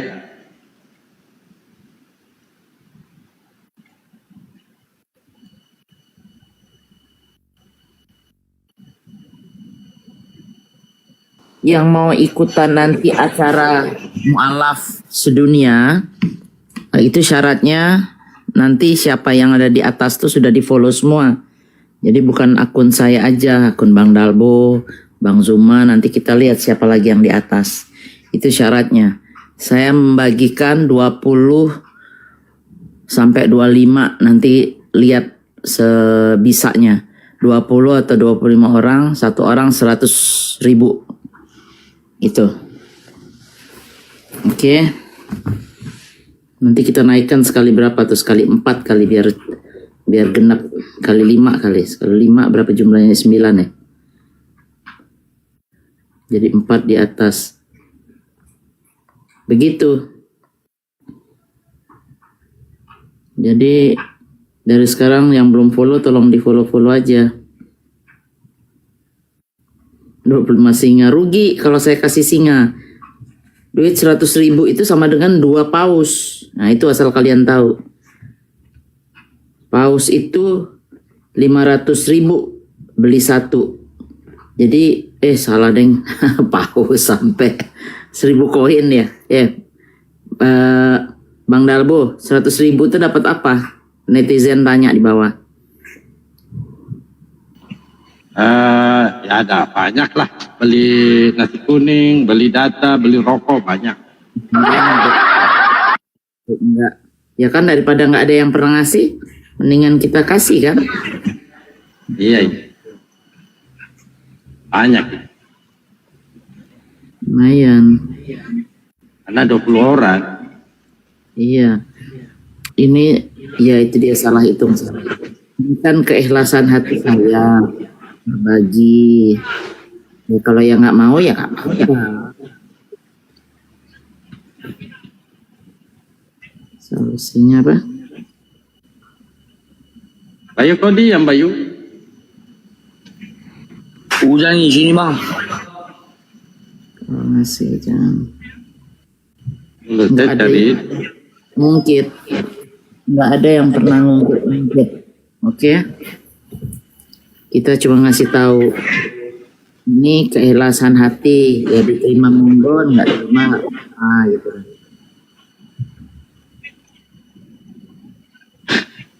Hujan. Hujannya gilir ya kayaknya. Giliran. Kemarin di tempatnya Bang Suma. Hujannya giliran ini antri. Konten juga seharusnya giliran dia.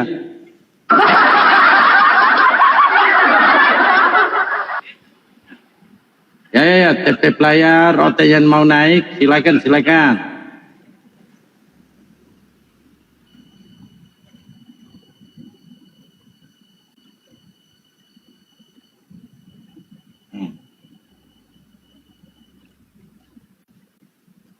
Ya, TP layar ya, di-share kepada OT.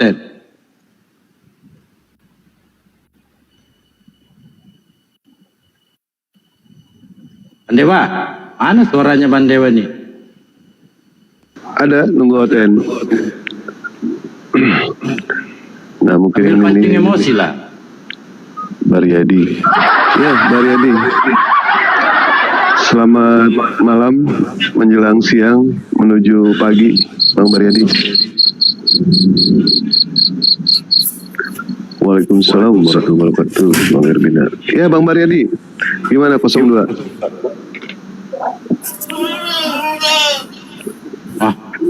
Loh, suara kambing.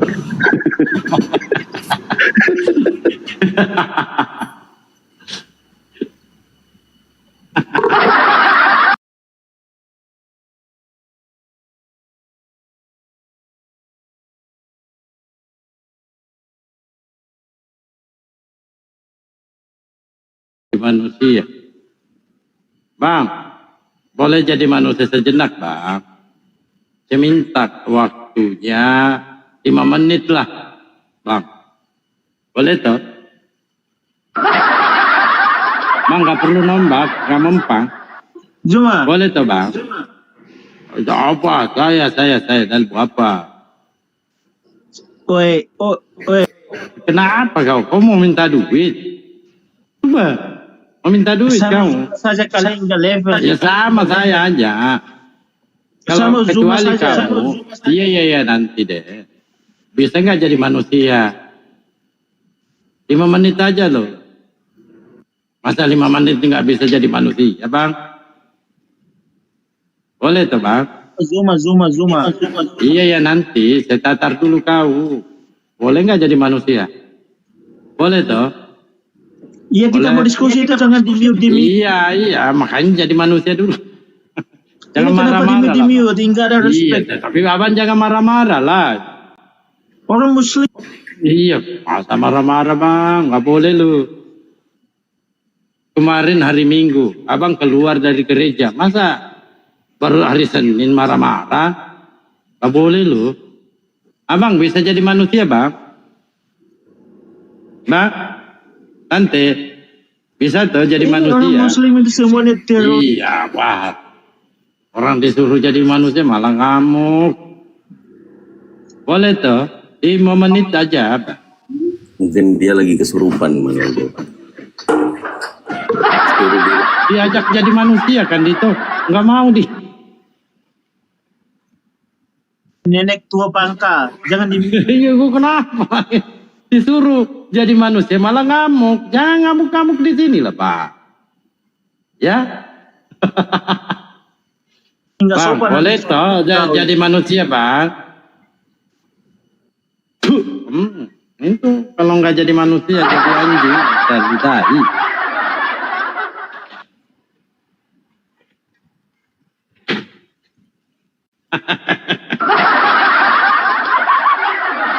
Lagat. Oten Dia jarang. jadi manusia, nggak mau dia. Oten jarang loh Bang Galpo. Nggak mau ya dia. Ya kan saya harus seleksi kita. Kalau dia bisa punya sifat manusia, baru saya hadapkan dengan Bang Suma. Kalau tidak bisa jadi manusia, kita aja yang sikat-sikat giginya. Betul.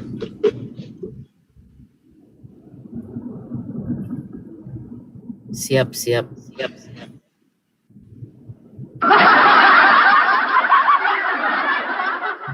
Berarti dia belum mau jadi. Belum mau jadi manusia dia. Nah Ini Romo nih, Romo.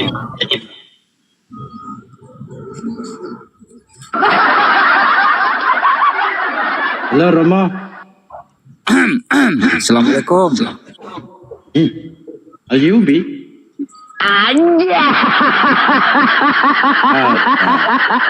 Waalaikumsalam. Biasa orang biasa nyaman. Assalamualaikum Kang Dito, Bang Zuma, Bang Dalbo, Bang Dewa, Bunda, siapa ini? Bayu, Bang Bayu, semuanya. Waalaikumsalam. Kalau saya nggak nulis itu nggak bakal dinaikin.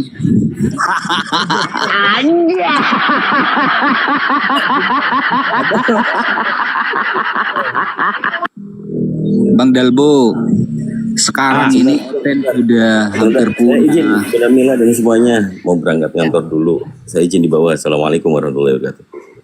Kang Dito, aku baru naik, udah mau turun. Gimana sih? Dia ada kerjaan, Kang. Itu lagi sibuk Desember. Ini Natar Oten buat acara mualaf. Oh iya deh.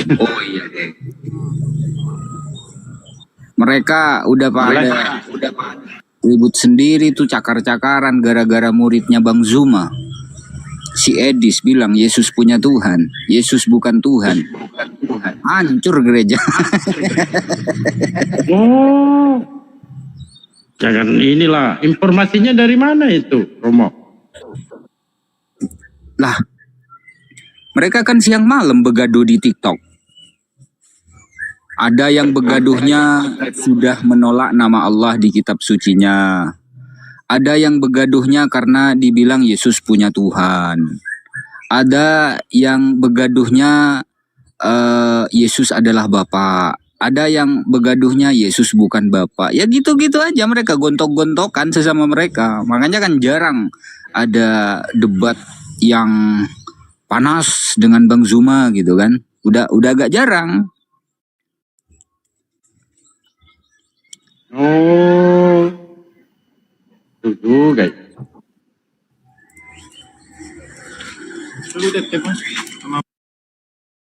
Yang paling lucunya waktu Edis bilang Tritunggal buang ke tong sampah. Itu kan harusnya mereka protes atau bersatulah untuk gimana caranya di sini biar bisa dipulangkan. Tapi nggak ada, adem-adem aja tuh. Ini Pak Karol. Selamat malam lagi Pak Karol.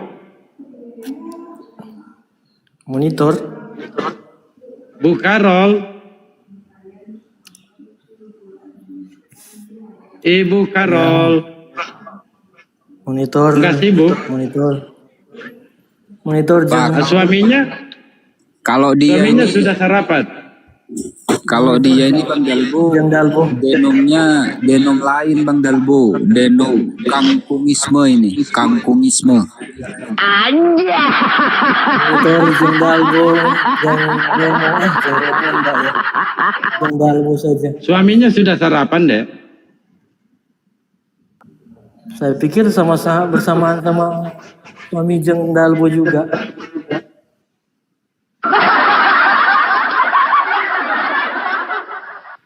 Kemarin kan ada foto tuh ini. Sarapan sama suami di sini. Foto saya. Semoga suami Jeng Dalbo tidak konsumsi yang tidak dikonsumsi oleh suami dari sini. Saya nggak punya suami, Bang. Karena kita nggak ada gitu-gituan, cuma di gereja aja, Bang. Tidak ada apa, tidak ada suami. Jeng Dalbo tidak punya suami. Oh, saya punya istri. Kalau di Kristen, kenapa saya tanya punya suami? Walaupun dia suaranya laki-laki. Oh, Jeng Dalbo punya dua ya. Punya istri sama suami juga Jeng Dalbo. Wah, open marriage-nya tinggi kali ya, open marriage-nya. Karena kenyataannya tak pikir wewe bowo. Nikahnya sama siapa? Sama pendeta pula. Makanya itu saya selalu waspada. Kalau ada oten saya tanya dulu, ini barang normal nggak?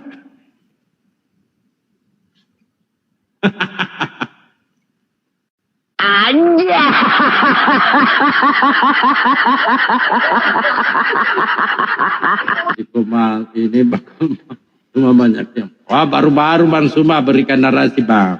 Masa disuruh bicara terus Bang Suma? Bang Suma itu manusia loh. Kalau sama si Karol, jangan ngomongin agama, ngomongin harga kangkung aja. Bayam berapa seikat, kangkung berapa itu. Ketemu sudah ini suami istri. Ketemu. Pipi. Ini Bunda Pipi dengan Bunda Karol ini kok bisa ketemu di sini ya? Gimana Bunda Pipi? Arisan. Oh, arisan dengan Karol. Gimana mau ini? Sabar dulu lah deh. Warisan dosa. Arisan. Ya arisan dosa boleh, warisan dosa boleh. Ya kalau arisan itu apa yang ditampilkan? Kalau arisan, tubuhannya apa kalau Siapa contohnya nama Karol jatuh ya? Jatuh nama Karol. Artinya Karol boleh mengambil suaminya Pipi. Untuk arisan ya? Iya. Oh diam dulu lah dulu. Ini Pipi dulu. Pipi. Gimana itu karya penebusan dosa? Tuhan Yesus Soalnya kalian merayakan nantinya ini kan 25 Desember nih. Hasil karya penebusan dosa. Gimana itu? Kan Tuhan Yesus berkata, mereka tidak tahu apa yang mereka perbuat. Jadi itu bukan karya mereka. Oke? Clear. Tuguhan 25 Desember itu apa yang Kalian ini suami istri kok malah berantem. Sabar dulu Karol. Tunggu. Biarkan dulu Pipi. Suami istri tergantung. Suami istri bisa jadi bisa disatukan. Diam dulu lah. Bisa disatukan apa menunya? Apa suguhan? Di suguhan apa itu? Di atas mejanya apa? Di atas piring. Iya oke. Diam dulu ya. Ya gimana P? Lanjut dulu P. Apa? Itu masa kelir-kelir. Suguhannya apa? Suguhannya untuk 25 Desember, untuk arisan. Apa suguhannya? Oh ya silakan P. Ini apa ini? Ini Carol ini siapa? Diablo. Itu suami mau nanya. Suami istri. Kalau suami istri kan yang dia acarakan kan menunya apa? Ini ngomong apa ya? Apa menunya? Kalau 25 nanti apa menunya? Dia bertanya menunya apa 25 Desember. Babi. Dua lagi dan bubuk lagi menunya. Aduh kasihan. Babi katanya Bunda Karol. Babi katanya. Janganlah.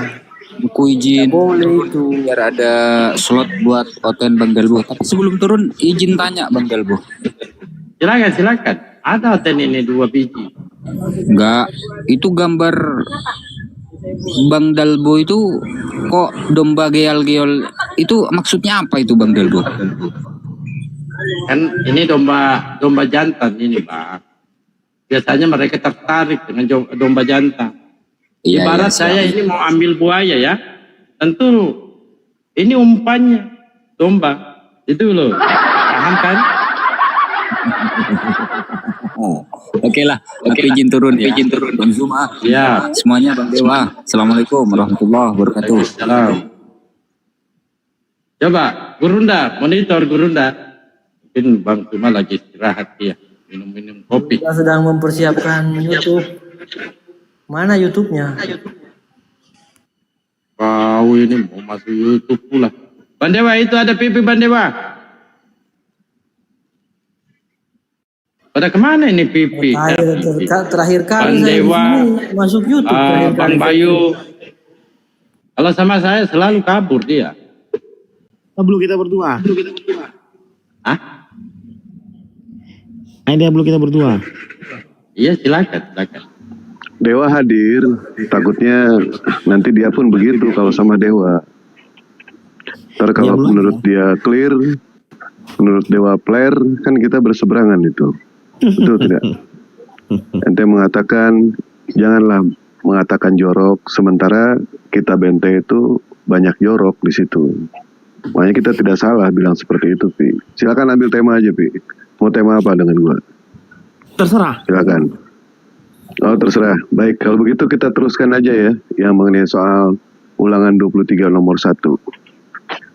Kita di sini membahas mengenai soal Kristen itu ternyata Tuhannya itu rasis.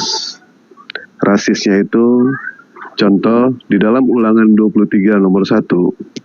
Orang yang buah pelernya hancur atau kemaluannya terpotong dilarang masuk jemaat Tuhan. Pertanyaannya itu, kenapa Tuhan begitu rasis dengan orang seperti ini? Sedangkan Yesus aja itu konon katanya Yesus disunat. Yang namanya disunat sudah pasti itu dipotong kemaluannya. Kenapa ketika dipotong kemaluannya Yesus masuk ke jemaat Tuhan? Silakan. Kalau Ulangan 23 ayat 1 gue nggak bisa jawab. Yang lain. Baik, yang lain. Di dalam Ulangan 23 nomor 2-nya di situ dikatakan bahkan anak haram tidak boleh masuk ke jemaat Tuhan sampai keturunannya yang ke-11. Berarti artinya sampai keturunan 11, keturunan 10 itu dilarang masuk. Keturunan 11 boleh masuk. Pertanyaannya, kenapa sampai dikatakan keturunan 10? Sementara keturunan 11 itu boleh masuk, keturunan 10 tidak boleh masuk. Ulangan 23 ayat 2 gue nggak bisa jawab. Terus. Loh, gimana ini? Maka Nah, dari kan itu, Pi, Gua kan yang jawab, namanya kalau bisa jawab, gue jawab. Betul? ya, yang namanya Bible itu kan harus dipahami, dan yang namanya Bible itu, kitab suci itu tidak mungkin yang namanya menulis firman Tuhan menulis tetapi tidak ada maksud di balik itu semua. Maka dari itu cari ada apa di balik itu. Seperti halnya di dalam Islam. Ketika di dalam Islam dikatakan orang yang bibirnya sumbing itu tidak boleh menjadi imam. Ada tidak alasannya? Ada alasannya. Ternyata orang yang bibirnya sumbing itu kalau ngomong tidak jelas, kalau berbicara tidak jelas. Tetapi disinilah luar biasanya, tetap orang yang bibirnya sumbing masih bisa menjadi imam ketika mengimami yang namanya sholat zuhur sama sholat asar. Itu akalnya di situ. Nah sekarang di dalam Ulangan 23 nomor 1, bayangkan ya, orang yang buah pelernya hancur atau kemaluannya terpotong dilarang masuk jemaat Tuhan. Ini adalah aturan yang diberikan oleh Tuhan kepada orang Yahudi. Tetapi apakah Yesus terpotong kemaluannya? Yesus terpotong kemaluannya. Pada saat disunat Yesus terpotong. Kenapa Yesus mengingkari yang namanya kitab yang aturan yang sudah diterapkan di dalam Ulangan 23 nomor 1? Coba. Apakah ada pengecualian? Kalau ada pengecualian, mana dalil yang mengatakan pengecualian? Hanya Yesus yang boleh masuk ke jemaat Tuhan. Silakan. Kan saya sudah katakan, saya nggak bisa jawab. Nggak bisa jawab juga. Baik. Nah, terus tema apa yang bisa ente jawab? Ya. Tema apa? Seputaran perjanjian baru boleh. Baik. Tadi kan kita membicarakan mengenai dosa waris. Dosa waris itu diberikan, konon dipercaya sama orang-orang Kristen itu, percaya itu adalah untuk umatnya, untuk umat Kristen. Nah, ketika yang namanya dosa waris itu adalah biang keroknya iblis, penyaliban adalah biang keroknya iblis. Sementara kenapa ente percaya sama iblis yang bakal menyelamatkan ente di dalam 1 Korintus 5 nomor 5? Silakan. Bukan Tuhan yang menyelamatkan orang Kristen, tapi kenapa harus iblis yang menyelamatkan? Kata siapa iblis yang menyelamatkan? Buka 1 Korintus 5 nomor 5. Oke. 1 Korintus 5 nomor 5. Oke. Orang itu harus kita serahkan dalam nama Tuhan Yesus kepada iblis, sehingga binasa tubuhnya agar rohnya diselamatkan pada hari Tuhan. Baik, berarti orang-orang Kristen itu yang percaya dengan 1 Korintus 5 nomor 5 itu harus diserahkan rohnya kepada iblis, betul? Supaya selamat. Kalau misalkan rohnya tidak diserahkan kepada iblis, apakah orang Kristen bisa selamat? Orang itu harus kita serahkan dalam nama Tuhan Yesus kepada iblis, Sebentar.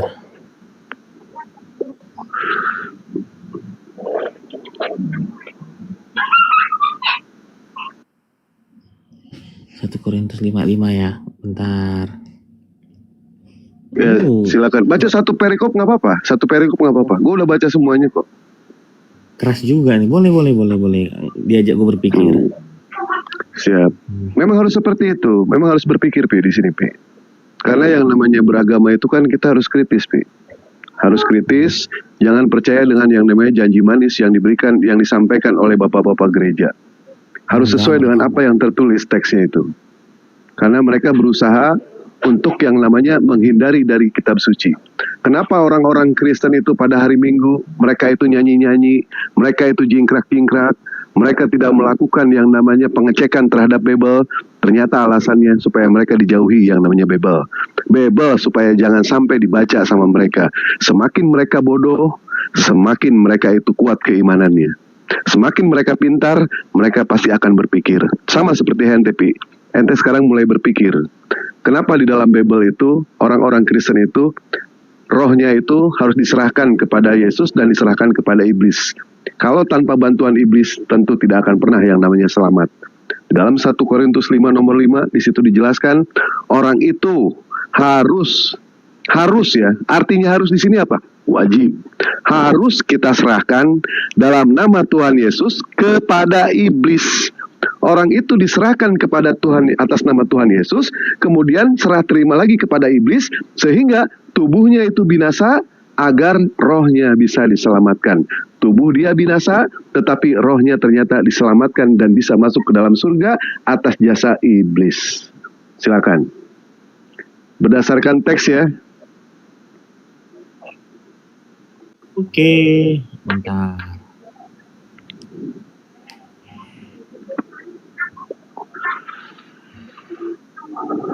Oke, gue jawab ya. 1 Korintus 5 ayat 5. Orang itu harus kita serahkan ke dalam nama Tuhan Yesus kepada iblis sehingga binasa tubuhnya agar rohnya diselamatkan pada hari Tuhan. Di situ dijawab di 1 Korintus 5 ayat 13. Mereka diloncat, jangan diloncat dong. Bukan jawabannya. Kalau mau baca semuanya. Enggak, gue kan jawab pakai ayat tuh. Iya, kalau mau dibaca semuanya dong. Jangan diloncat seperti Yohanes 1 nomor 1 dilanjut ke Yohanes 1 nomor 14. Janganlah seperti itu. Dibaca dulu semuanya. Aku kan menjawab. Jawaban 1 Korintus 5 ayat 5 di 1 Korintus 5 ayat 13, betul? Ya udah dibaca semuanya dulu. Panjang banget. 13 saja. Loh, ente tadi berani membaca sampai 13 kan panjang juga di situ. Nggak apa-apa. Yang penting kan poinnya. Kita mendapatkan poinnya di sini. Ternyata itu harus diserahkan kepada iblis. Betul atau tidak? Oke, gue baca ya. Tanpa jasa iblis, apakah bisa orang Kristen itu diselamatkan? Tanpa jasa iblis. Tanpa jasa iblis. Kenapa? Ini tertawa apa garuk-garuk kepala, Bi? Kagak, orang Kristen masuk ke surga tanpa jasa iblis, bukan pakai jasa iblis, ngawur. Lah ini buktinya. Saya sebutkan satu ayat, orang bisa masuk surga pakai jasa iblis, kan tak ada. 1 Korintus 5 nomor 5 buktinya. Itu bukan bicara surga. Betul? Diselamatkan itu artinya apa? Diselamatkan. Diselamatkan artinya Tuhan yang menyelamatkan, betul? Harus diserahkan kepada siapa? Betul? Bukan, artinya orang-orang yang berdosa. Sebentar, artinya orang-orang yang berdosa diselamatkan Tuhan, betul? Betul. Ini atas jasa siapa? Atas bantuan siapa di situ? Oh, bukan, ini kan tentang kasih karunia. Oh, salah nih. Salah itu bacanya. Salah, ya. Saya ulangi ya bacanya ya. Orang itu harus kita serahkan dalam nama Tuhan Yesus. Kepada siapa diserahkannya? Kepada siapa? Kepada iblis. Sehingga binasa tubuhnya agar rohnya diselamatkan pada hari Tuhan. Ketika dikatakan diselamatkan pada hari Tuhan, itu berbicara surga atau bukan? Penghakiman atau bukan? Menjawab. So, di ayat 5 jelas Bang Dewa. Biar orang itu tahu mana surga mana neraka. Jadi orang yang berdosa memang harus ke iblis. Tetapi kalau dia percaya Tuhan, Tuhan selamatkan. Simpel kok. Ya, ada jasa iblis tidak di situ?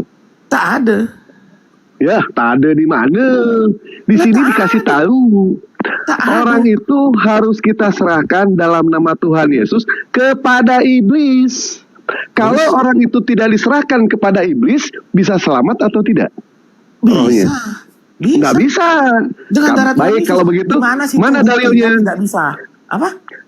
Nah sekarang mana dalilnya? Kalau misalkan tidak diserahkan kepada iblis, tetap akan selamat.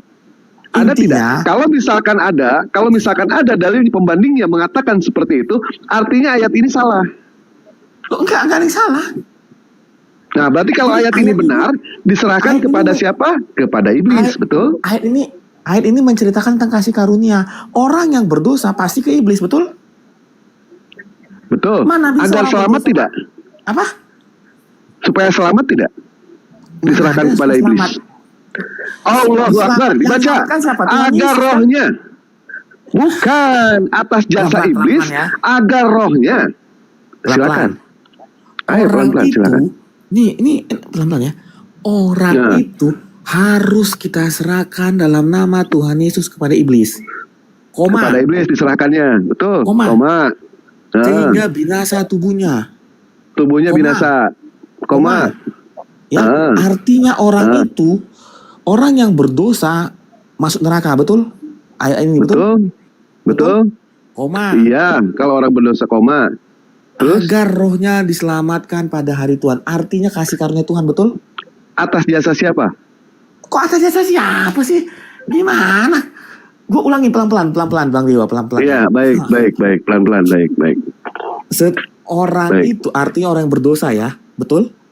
Nggak ada orang yang berdosa di sini. Janganlah tambah-tambah ayat. Nggak boleh. Oke. Orang itu harus kita serahkan dalam nama Tuhan Yesus kepada iblis, betul? Diserahkannya kepada iblis, betul? Betul tidak? Karena orang berdosa, betul? Ya, karena harus diserahkan kepada iblis, betul? Karena orang berdosa masuk kepada neraka, betul? Tidak ada sama sekali di situ dikatakan berdosa. Jangan nambah-nambah ayat, nggak boleh. Nggak boleh nambah ayat. Tidak ada di situ dikatakan berdosa atau tidak. Ya minta revisi aja ke LAI nanti. Kalau misalkan mau ditambah-tambah ayatnya. Kata Bang Dewa tadi baca dari awal sampai akhir, betul? Betul. Itu kan tentang dosa jemaat, betul? Betul. Nah sekarang gini, di dalam ayat 5 itu berdosa, betul? Tidak ada kata-kata berdosa, Pi. Jangan nambah-nambah ayat. Nggak boleh. Nggak boleh nambah ayat. Ya. Aku nggak menambah ayat. Makanya di ayat 13. Bukankah berdosa tadi ente menambah ayat itu? Betul? Betul tidak? Bukan nambah ayat, itu penjelasan ayat 13. Makanya aku bilang tidak ada penjelasan seperti itu. Tidak ada, Pi. Makanya kami itu protes sama orang Kristen, ya, sama orang Kristen. Kenapa? Karena sering menambah-nambah ayat. Coba Padalbo tampilkan dalil itu. Ada nggak di situ dikatakan orang itu orang yang berdosa? Ada tidak? Tidak ada, nggak boleh seperti itu, Pi. Ya, perikop itu hanya ada di Indonesia.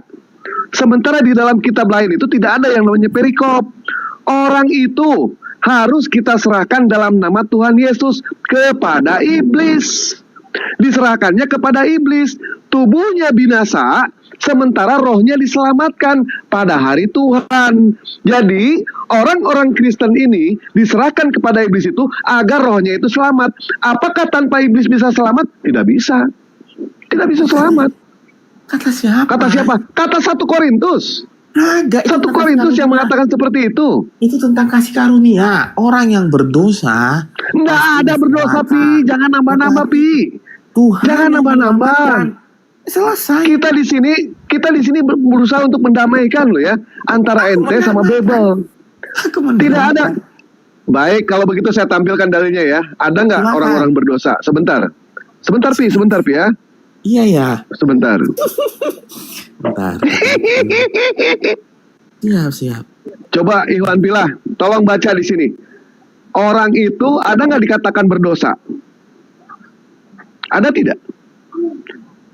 Jadi tolonglah Pi, jangan nambah-nambah ayat seperti itu. Kalau tidak ada, jangan diada-ada.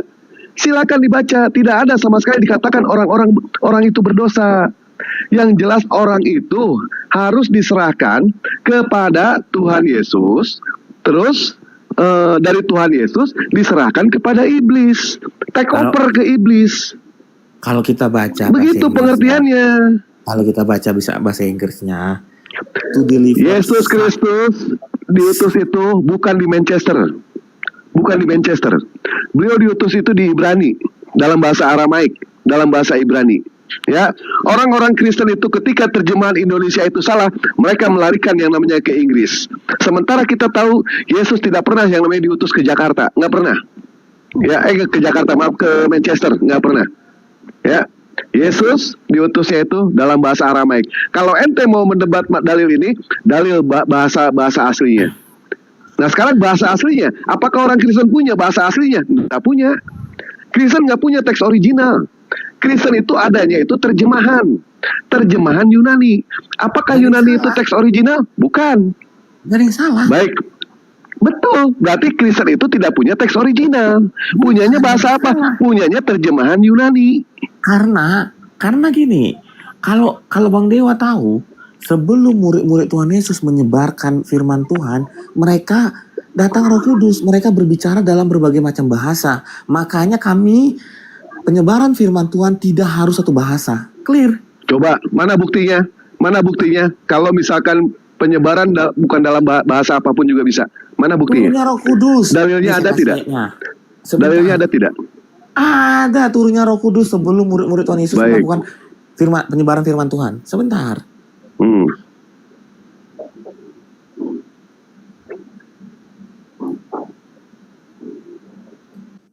1 Korintus juga kita pakai. Ya, bacakan. Sebentar. Di mana turunnya Roh Kudus itu ya?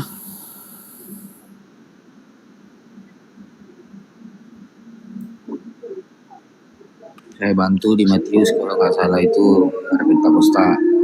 Bukan. Ya Pentakosta itu bukan di Matius. Itu kan setelah Tuhan Yesus. Tidak ada sama sekali pernyataan seperti itu ya. Justru kalau dia mau mengambil nanti ada ayat pembandingnya yang dikatakan di dalam Kisah Para Rasul 16 nomor 6. Lalu Paulus dan mereka yang menyertai dia melakukan setia karena Roh Kudus melarang mereka mengabarkan berita keselamatan di provinsi Asia. Bayangkan ya, ada karenanya. Roh Kudus melarang. Ada karenanya. Melarang. Karena ada orang lain minta tolong di sana. Walaupun ada orang lain minta tolong. Iya. Karena ada orang lain minta tolong. Baik, kita baca yang lengkap ya. Baca. Kita baca. Baik. Iya. Karena ada yang minta tolong di daerah lain. Makanya Roh Kudus mengarahkan ke sana. Baik. Karena Roh Kudus langsung mengarahkan ke sana ya. Ada tidak? Betul. Iya. Oke, santai lah. Santai ya. Santai. Apakah ada ataukah tidak ada? Paulus melakukan perjalanan yang percaya Yesus, tapi banyak Yunani di antara orang-orang yang percaya tinggal di Israel. Kemudian Timotius ingin semua Timotius ikut dia karena dia menyunatkan Timotius melakukan sebab Yahudi dan semuanya kan di Timotius yang di tiap-tiap kota yang mereka kunjungi mereka.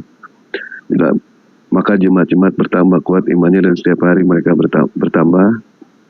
Roh Kudus tidak mengizinkan Paulus menyebarkan perkataan provinsi Asia, jadi pernyataan mereka melanjutkan daerah Frigia dan ketika melakukan perbatasan Misia mereka coba, tetapi Roh Kudus melarang mereka ke sana.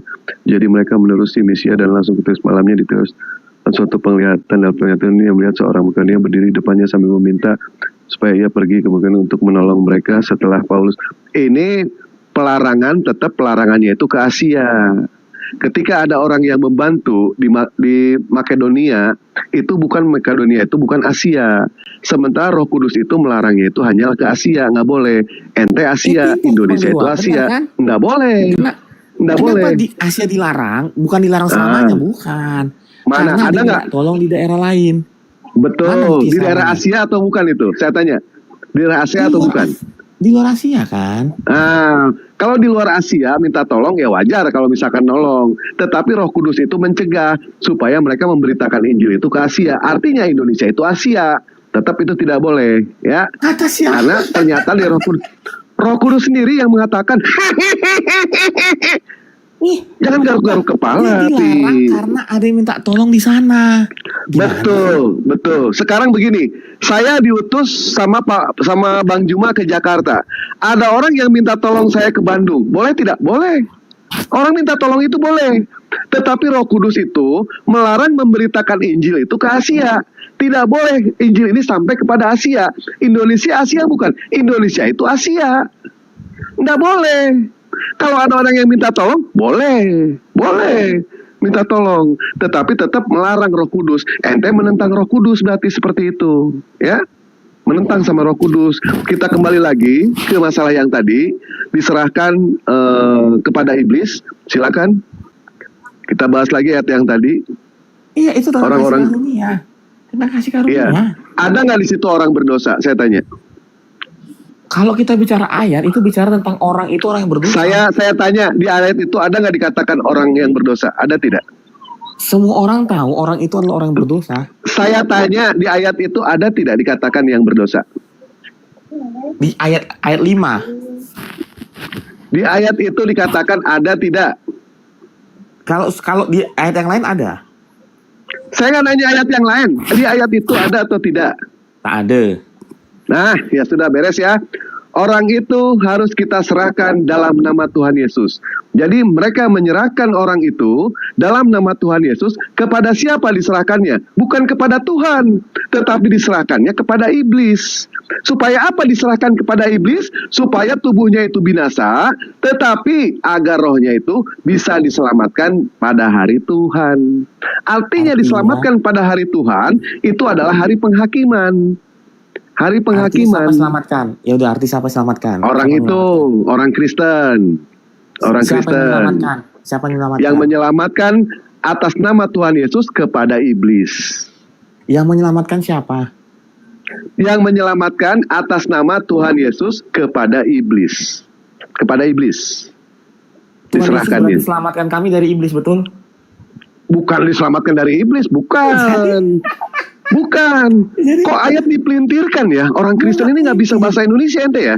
Enggak. Ente bisa bahasa Indonesia tidak? Pelan-pelan. Ayo pelan-pelan. Ayo pelan-pelan. Ayo. Pelan-pelan. Mana tadi lupa? Ayo. 1 Korintus berapa sih? 5, nomor 5. Bentar. Jelas. Agar rohnya diselamatkan pada hari Tuhan. Berarti menyelamatkan siapa? Yang menyelamatkan rohnya di hari Tuhan itu iblis. Kata siapa? Kata 1 Korintus 5 nomor 5. Mana ayatnya? Jadi Ini dibaca 1 Korintus 5 nomor 5. Dibaca tuntas dulu, dibaca tuntas baru dijelaskan gitu loh. Orang itu harus kita serahkan dalam nama Tuhan Yesus kepada iblis. Sehingga binasa tubuhnya. Dagingnya hilang dong, betul? Betul? Agar rohnya diselamatkan pada hari Tuhan, betul? Betul. Artinya orang yang mati kan berarti rohnya masuk surga, betul? Betul.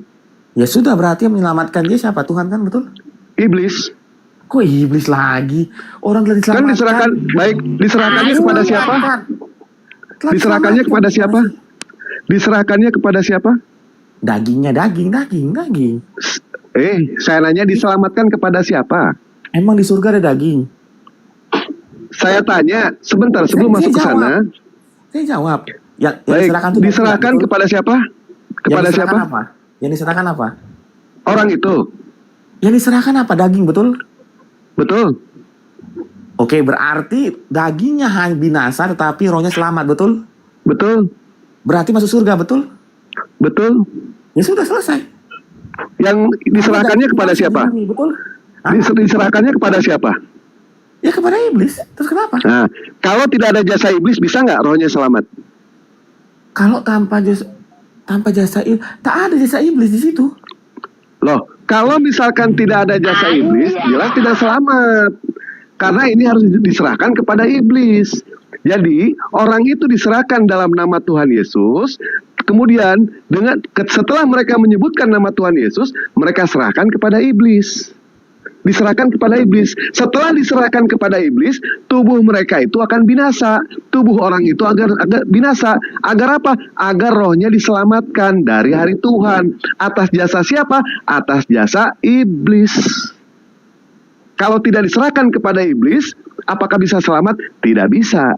Tidak bisa selamat. Karena iblis ini adalah peran penting di dalam kekristenan untuk menyelamatkan rohnya pada hari Tuhan. Begitu, Bi.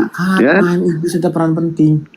Sejak 1 Korintus 5 nomor 5 dikatakan seperti itu. Kasih karunia. Itu bicara kasih karunia. Ya, kepada siapa? Walaupun sudah binasa tetap diselamatkan, itu bicara kasih karunia. Ya, diserahkannya kepada siapa?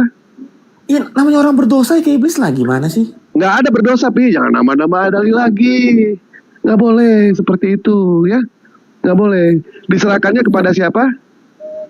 Iya, kepada iblis karena orang berdosa. Kepada iblis. Agar rohnya itu selamat, betul? Yang menyelamatkan rohnya siapa? Iblis. Tuhan dong, kok iblis? Kok Tuhan?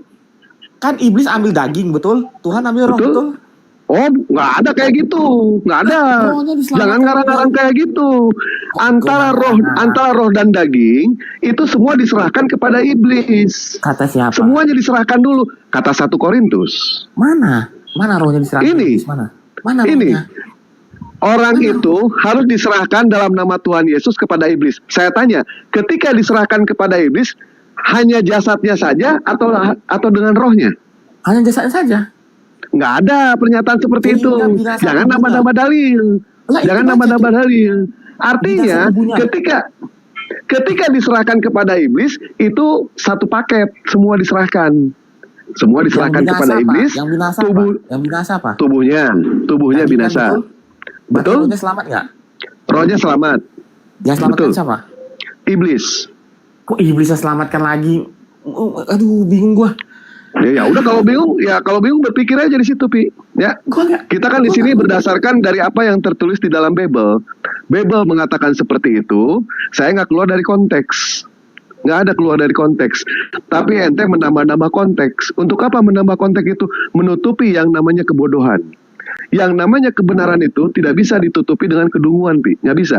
Yang namanya kebenaran itu tidak membutuhkan banyak kata untuk menutupi, Pi. Nggak perlu.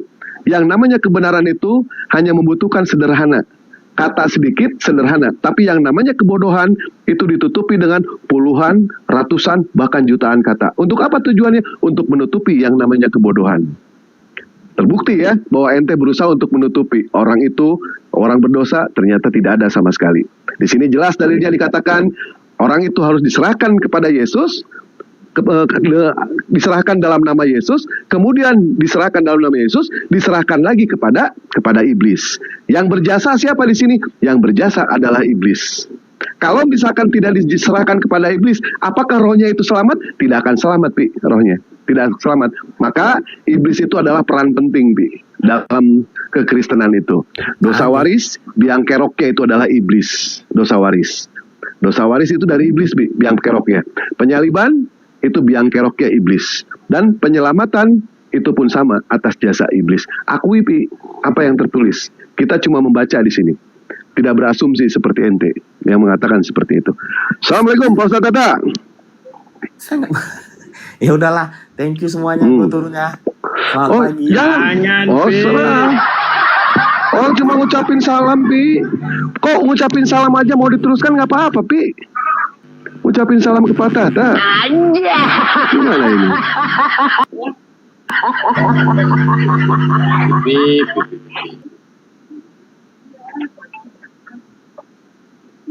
Assalamualaikum. Waalaikumsalam warahmatullahi wabarakatuh.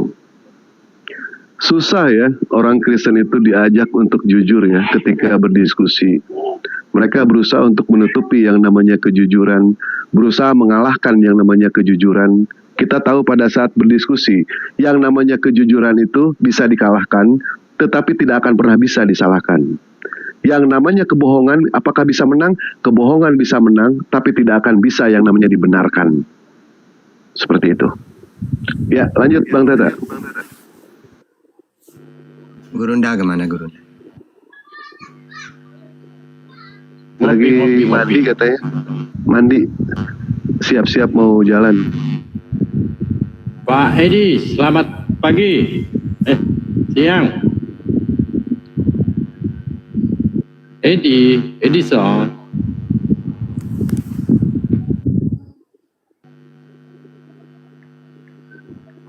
Junedi.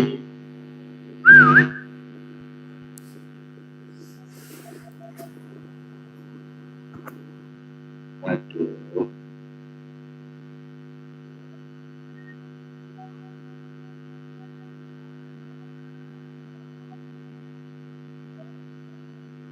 Naik lagi Pak Jun. Nih apa sih ini orang ini sebetulnya dia sudah sadar jadi manusia.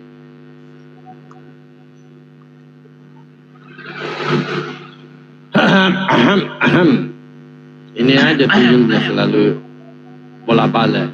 Bisa jadi manusia sejenak Bang. Sudah sadar. Assalamualaikum. Ditanya bisa jadi manusia. Kami yang susah jadi manusia. Masa Kamu- susah sekali jadi manusia, Bang? Woi, kamu jangan minum banyak unta itu, air unta, kencing unta. Kamu kan seperti kencing unta. Oh iya. Ya, jangan Sudah. minum banyak ya, Bang. Ada obat, Tapi ada kamu- obat banyak ini. Iya ya, tapi kalian jangan juga jadi kanibal, Bang. Makan anak manusia, nggak boleh, Bang. Saya pakai dalil loh, Bang. Kafir punya obat banyak buat kafir. Iya, saya pakai dalil loh. Pakai dalil aku, Bang. Anda kan ngoceh-ngoceh aja. Yohanes 6:53, kau baca coba itu. Jangan jadi apa ya? Jangan jadi kanibal, Bang. Masa jarang abang ini kanibal, gak boleh loh. Makanya saya ajak abang jadi manusia. Kenapa di Kristen itu, Bang? Ada ajaran kanibal, Bang. Yohanes Kalau 6:53, Bang. sakit, Disuruh jadi manusia, malah jadi tuyul.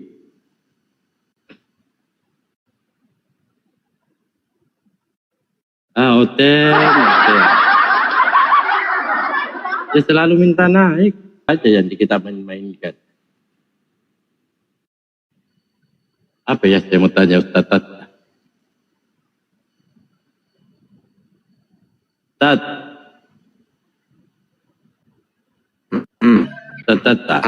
Kemarin ada Oten tuh bertanya ketika Rasulullah mendapatkan wahyu,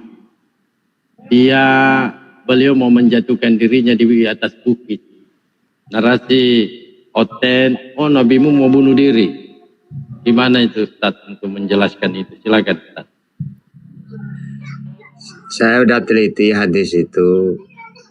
Ternyata ada 3 hadis itu, ada 3 pembahasan. Yang satu itu yang sahih. Sedangkan hampir-hampir Nabi mau menjatuhkan dirinya itu dhaif, udah tambahan. Jadi yang sahih itu cuma gini. Nabi ini kan menerima wahyu utusannya Allah. Lalu orang-orang orang-orang kafir ini bilang gini, mana Muhammad wahyunya? Katanya kamu utusan menerima wahyu. Iya, pasti dia Jibril akan turun kepadaku. Ya, ternyata gara-gara itu Jibril tidak turun sampai lama banget gitu. Ya, berhari-hari, berminggu-minggu, berbulan-bulan. Akhirnya apa? Ternyata Nabi karena tidak turun dibully. Mungkin kamu tuh ngaku-ngaku utusan. Akhirnya beliau sedih. Ya. Lalu beliau sedih sampai kayak merenung gitu. Nah, baru hadis selanjutnya itu mau menjatuhkan dirinya gitu. Nah, itu dhaif sudah. Ya, tidak ada. Nah, karena memang sampai pertengahan. Tapi oleh Oten karena untuk premin, akhirnya apa? Itu dibuat untuk premen ke kita. Nah, ini hadis ini ada pelajaran untuk kita. Jadi kita itu kalau ada orang ngomong ya, kalau seperti janji, jangan langsung, iya pasti besok Jibril turun, jangan. Atau Dalbo, kamu besok mau hadir? Iya pasti hadir. Nah, itu tidak boleh. Ya. Nah, ini ayat dalam Al-Quran, Al-Kahfi ayat 23. Wala taqulanna li syai'in inni fa'ilun dzalika ghadan. Dan jangan sekali-kali engkau mengatakan terhadap sesuatu, aku pasti melakukan itu besok pagi. Lalu di ayat setelahnya, illa ayyasha Allah. Kecuali dengan mengatakan insya Allah. Nah, ini kaitannya dengan Nabi itu juga. Tiba-tiba Jibril datang, langsung Nabi gini. Jibril, kenapa engkau kok lama tidak datang bawa wahyu? Saya lu dibully. Oh iya Muhammad. Kamu kalau ditanya masalah apapun, jangan ngomong saya pasti gitu, jangan. Saya tidak datang karena oleh Allah Allah beri pelajaran. Coba andaikan kamu dulu itu ngomong insya Allah, pasti turun saya, diutus oleh Allah. Karena engkau mengatakan pasti. Nah, dalam Islam itu untuk kita juga. Jadi kita itu kalau ada apa-apa tidak boleh ngomong, oh iya Pak saya besok datang, tidak boleh. Harus insya Allah gitu. Ya, hadis itu kaitannya dengan ini lagi. Gitu Bang Dalbu.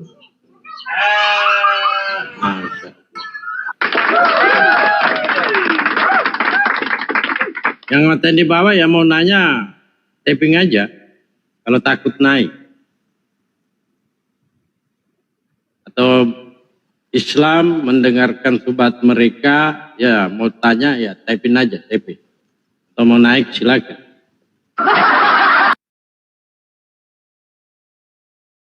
Ya sambil di tap-tap layarnya ya.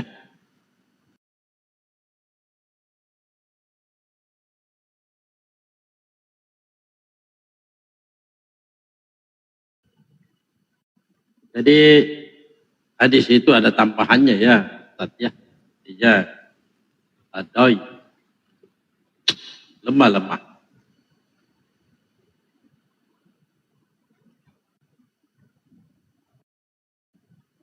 Bang Aldo sudah revisi kitab Kristen.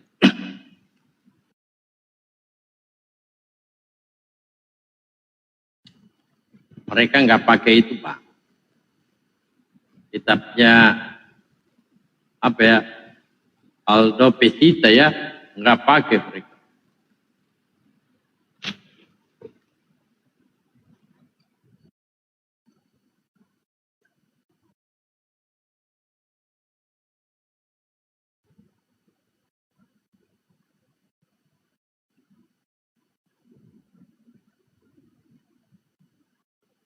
Oh Pak Junet, naiklah Pak Junet. Enggak, LAI tetap ada Bang. Pesita lain. Di LAI tetap. Pak mau mereka mengubah itu Pak.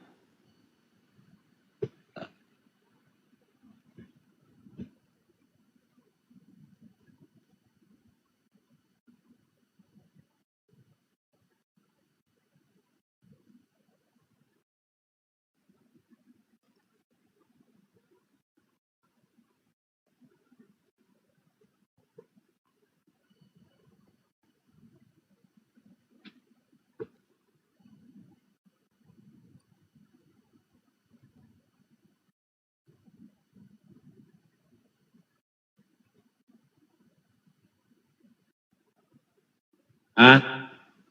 Wah, ya biar banyak yang terjual Pak. Katolik, Protestan nggak pakai itu. Tetap mereka pakai LAI Pak. Jadi mustahil mereka akan mencabut nama Allah di situ Pak.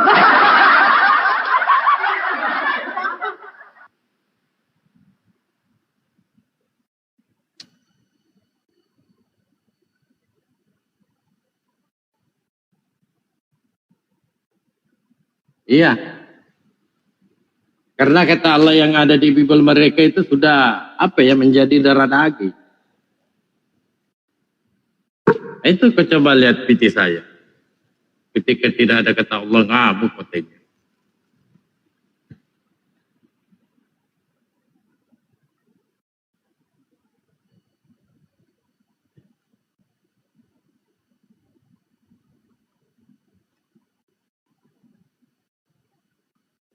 Jun, naik aja Jun. Jun. Ini satu ini. 3 in 1, naik aja. Biasanya kau naik loh. Kau nanya aja. Coba naik.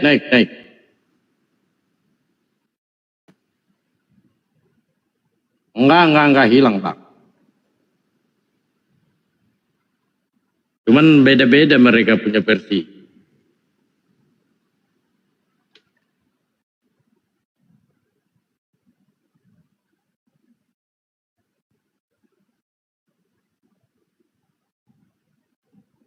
Bubar, banyak gereja yang bubar Bang. Kalau dia hilangkan kata Allah.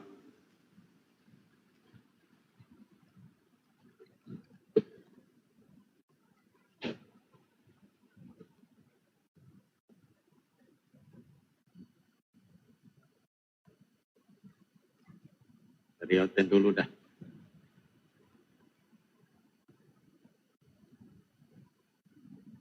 Bayu.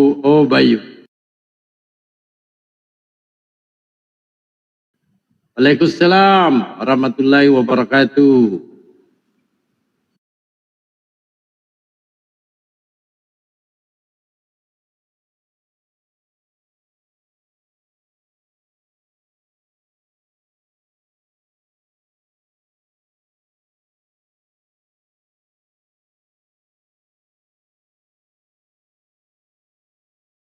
Ya berat Bang. Sulit untuk diubah itu Bang.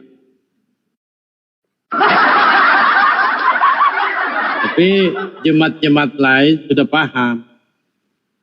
Jemaat-jemaatnya sudah paham. Dia mualaf.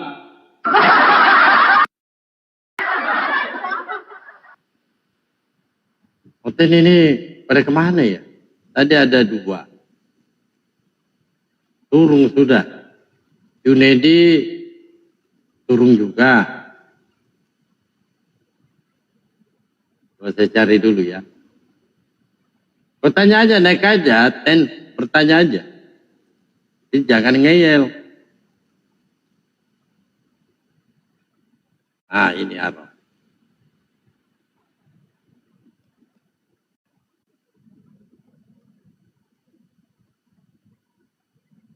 Lari.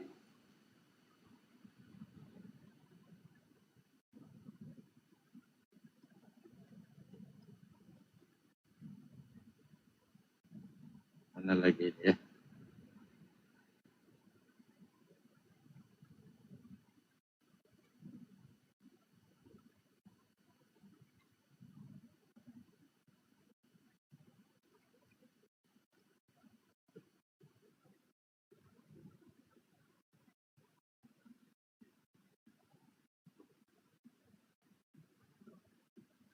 Iya betul.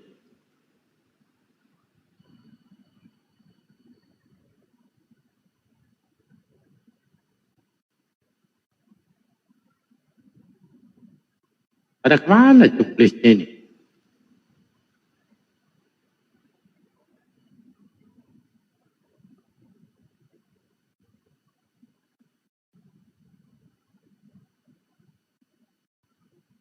Coba ini editor ini. 5 Pak Kristen.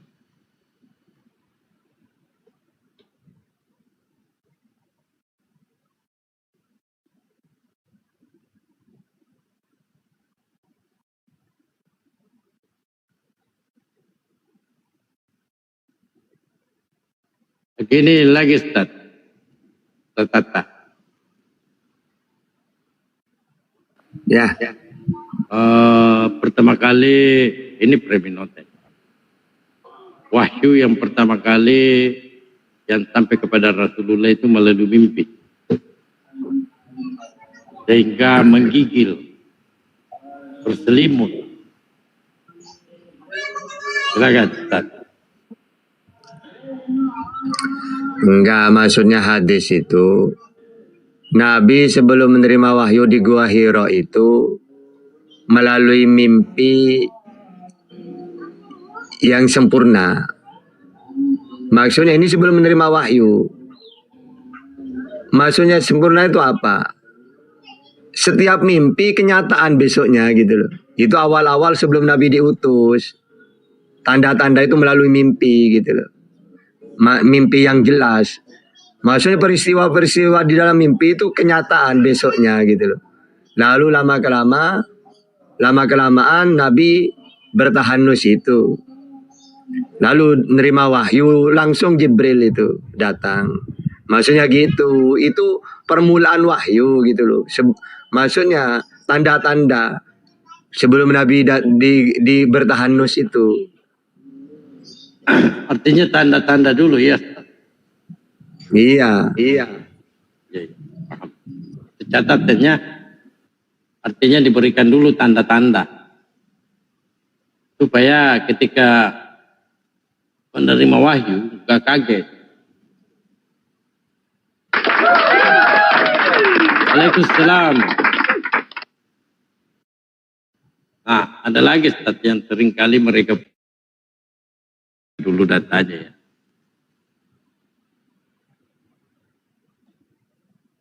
Mereka mengatakan ini asbabun nusulnya apa ya? Di surat Tarim. Ustaz, ketika Rasulullah bersumpah itu, tapi mereka premin di situ. Asbabun nusulnya katanya menggaul istrinya. Silakan. Itu asbabun nuzulnya ada dua. Ada yang mengatakan itu madu, ada yang menafsirin Maria. Tidak masalah, wong Maria Kiptia itu istrinya. Gitu loh. Cuma yang di framing At-Tahrim ayat 1 itu mereka itu tidak baca tafsirannya. Dikira Maria itu siapa? Wong Maria itu istrinya. Jadi gini ceritanya. Nabi itu pernah, beliau kan termasuk salah satu Maria Kiptia istrinya. Lalu beliau bersama Maria Kiptia. Besoknya Siti Aisyah itu cemburu dengan Hafsah. Ditanya Nabi, ya Rasulullah, tadi malam di rumahnya Maria? Iya gitu. Oh, kok betah? Emangnya dikasih makanan apa di sana? Hidangan apa? Oh, madu gitu. Akhirnya karena cemburu Nabi untuk menyenangkan istrinya gini, ya udahlah mulai sekarang saya tidak akan minum madu lagi. Kayak nazar gitu. Akhirnya oleh Allah kan Nabi itu maksum, diberitahu, wahai Muhammad jangan kamu mengharamkan apa yang sudah dihalalkan. Wong madu itu halal gitu loh. Masa tidak mau diminum cuma gara-gara untuk menyenangkan hatinya istrinya yang lain. Ya. Yang kedua tafsirannya Nabi gini, ya sudahlah ibaratkan karena mereka cemburu, mulai sekarang saya tidak mau sudah menggauli Maria. Akhirnya kata oleh Allah, jangan mengharamkan yang halal. Wong Maria itu istrimu. Ya. Seakan-akan untuk menyenangkan istrinya sampai beliau tidak mau ya berhubungan dengan Maria. Makanya oleh Allah diingatkan gitu loh. Jangan Muhammad, wong itu istrimu. Cuma gara-gara menyenangkan istrimu yang lain sampai tidak mau menggauli Maria. Nah, jadi ada dua tafsirannya itu. Intinya ayat itu apa? Menandakan para nabi itu maksum. Ketika melakukan misalnya sesuatu ya, misalnya mau nadar gitu, maka oleh Allah jangan nadar seperti itu gitu. Karena kalau itu halal, madu itu halal, jangan sampai kamu cuma gara-gara menyenangkan sampai tidak mau minum. Nah, kayak gitu. Ya. Ibarat kamu badir kan. Ya. Artinya madu ini sudah dihalalkan oleh Allah.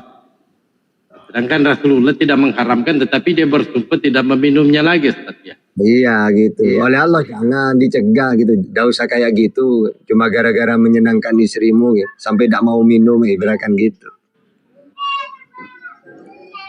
Allah.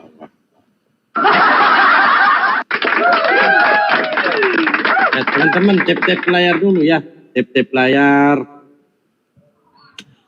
Ini belum pada please ini. Allahu Akbar. Cek. Silakan nanya lagi.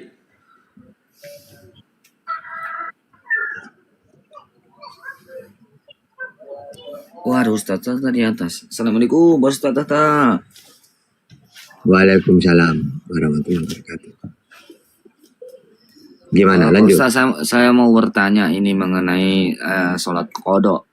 Itu sholat qodok itu bisa dilakukan misalkan begini. Misalnya saya tidak sholat zuhur, lalu saya sempatnya bisa sholat asar. Itu cara kodoknya gimana, Pak Ustaz? Yang mau dikodok sholat apa? Sholat zuhurnya. Ya kalau intinya kalau mau kodok itu berarti ada sholat yang ditinggalkan. Kalau memang mau kodok langsung secepatnya. Kalau ingat, terserah milih waktu kapan. Karena itu. Jadi double gimana, Pak Ustaz? Hah? Kodoknya misalkan ini kita sudah sholat asar lalu ditambah sholatnya atau gimana itu, Pak Ustaz? Ya enggak gini doang. Misalnya ya sampean di waktu asar terus ternyata tadi dah sholat duhur. Ya sudah langsung dikodok. Karena kalau hutang itu lebih cepat lebih bagus. Jangan ditunda-tunda.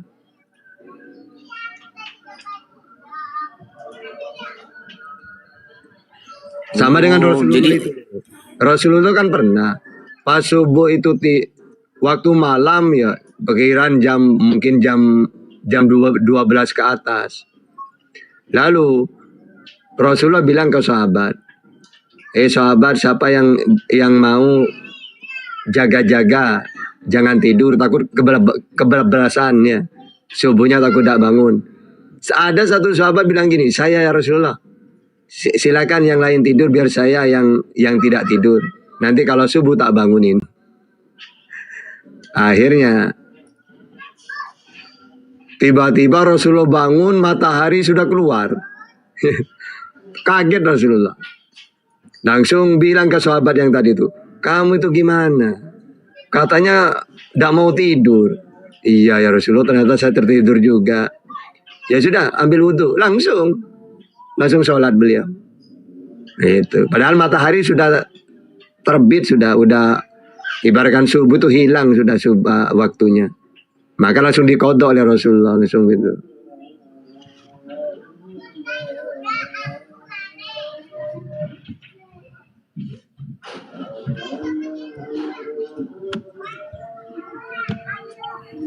Tapi sholatnya nggak perlu ditambah ya Pak Ustadz?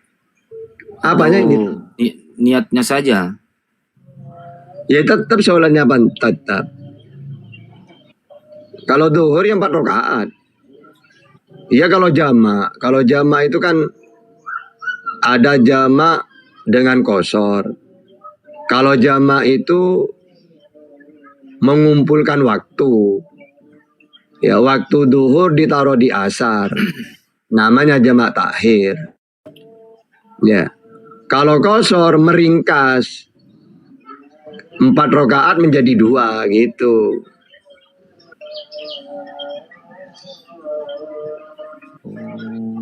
Ya kalau mengkodok itu ya tetap. Kalau sholat duhur ya 4 rakaat. Kalau di kodok asar jadi kita 8 rakaat. Iya kan sholat 2. Sholat asar karena waktu asar wajib kan. Nah sholat duhur karena tadi tidak sholat gitu.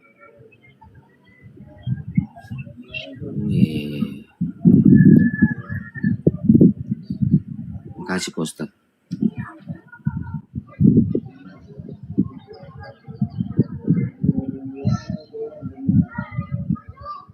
Nah ini juga Pak Ustadz, misalkan kita terlambat sholat subuh, tapi ada kata orang, kamu bisa pas bangun langsung sholat, nah, jangan melihat matahari dulu, kalau kesiangan katanya. Tapi kalau sudah lihat sinar matahari katanya nggak boleh. Itu gimana Pak Ustadz? Ya boleh kalau memang tertidur. Kayak Rasulullah tadi itu. Rasulullah tuh matahari langsung menyinari beliau, kaget beliau, langsung nyuruh sahabat wudhu, langsung sholat.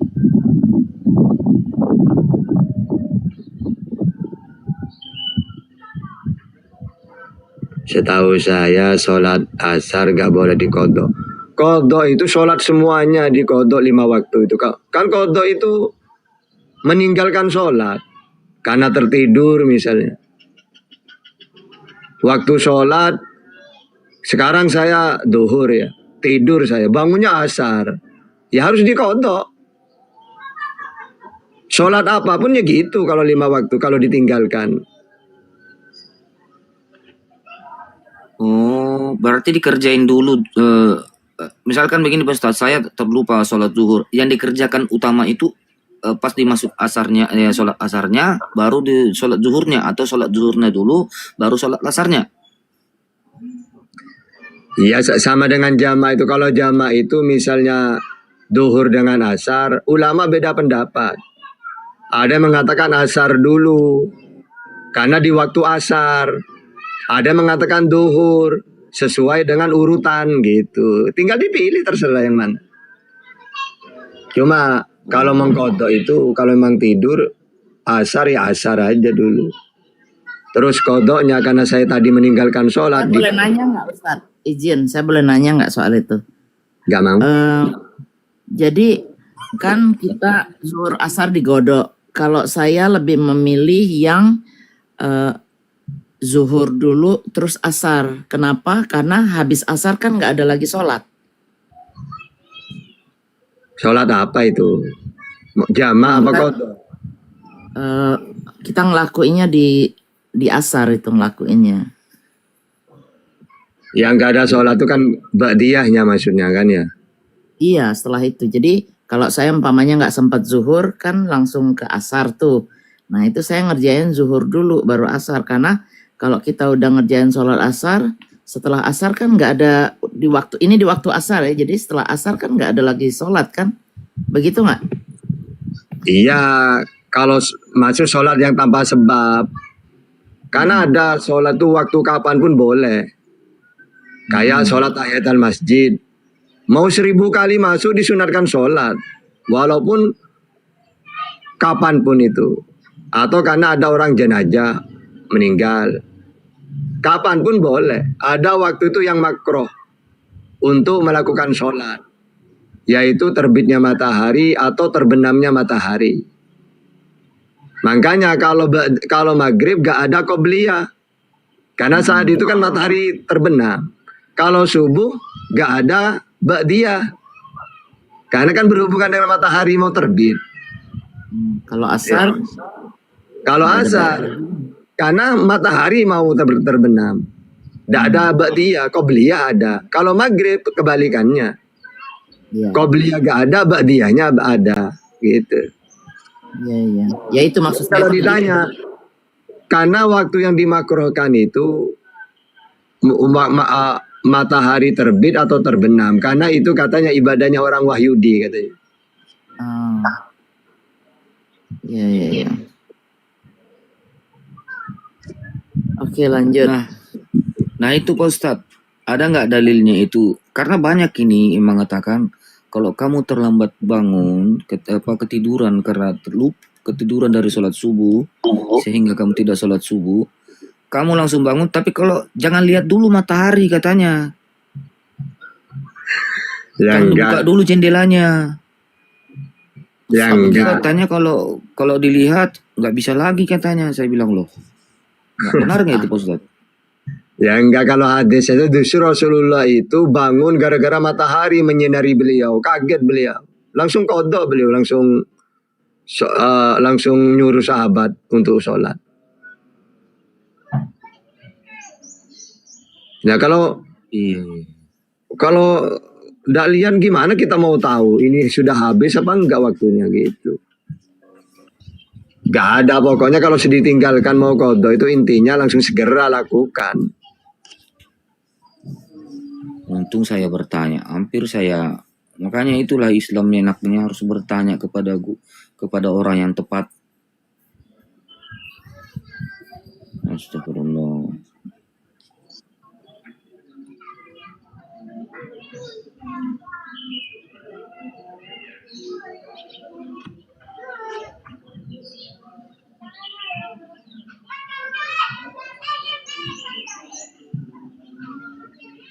Nanya subahade. Nanti OT-nya ada naik.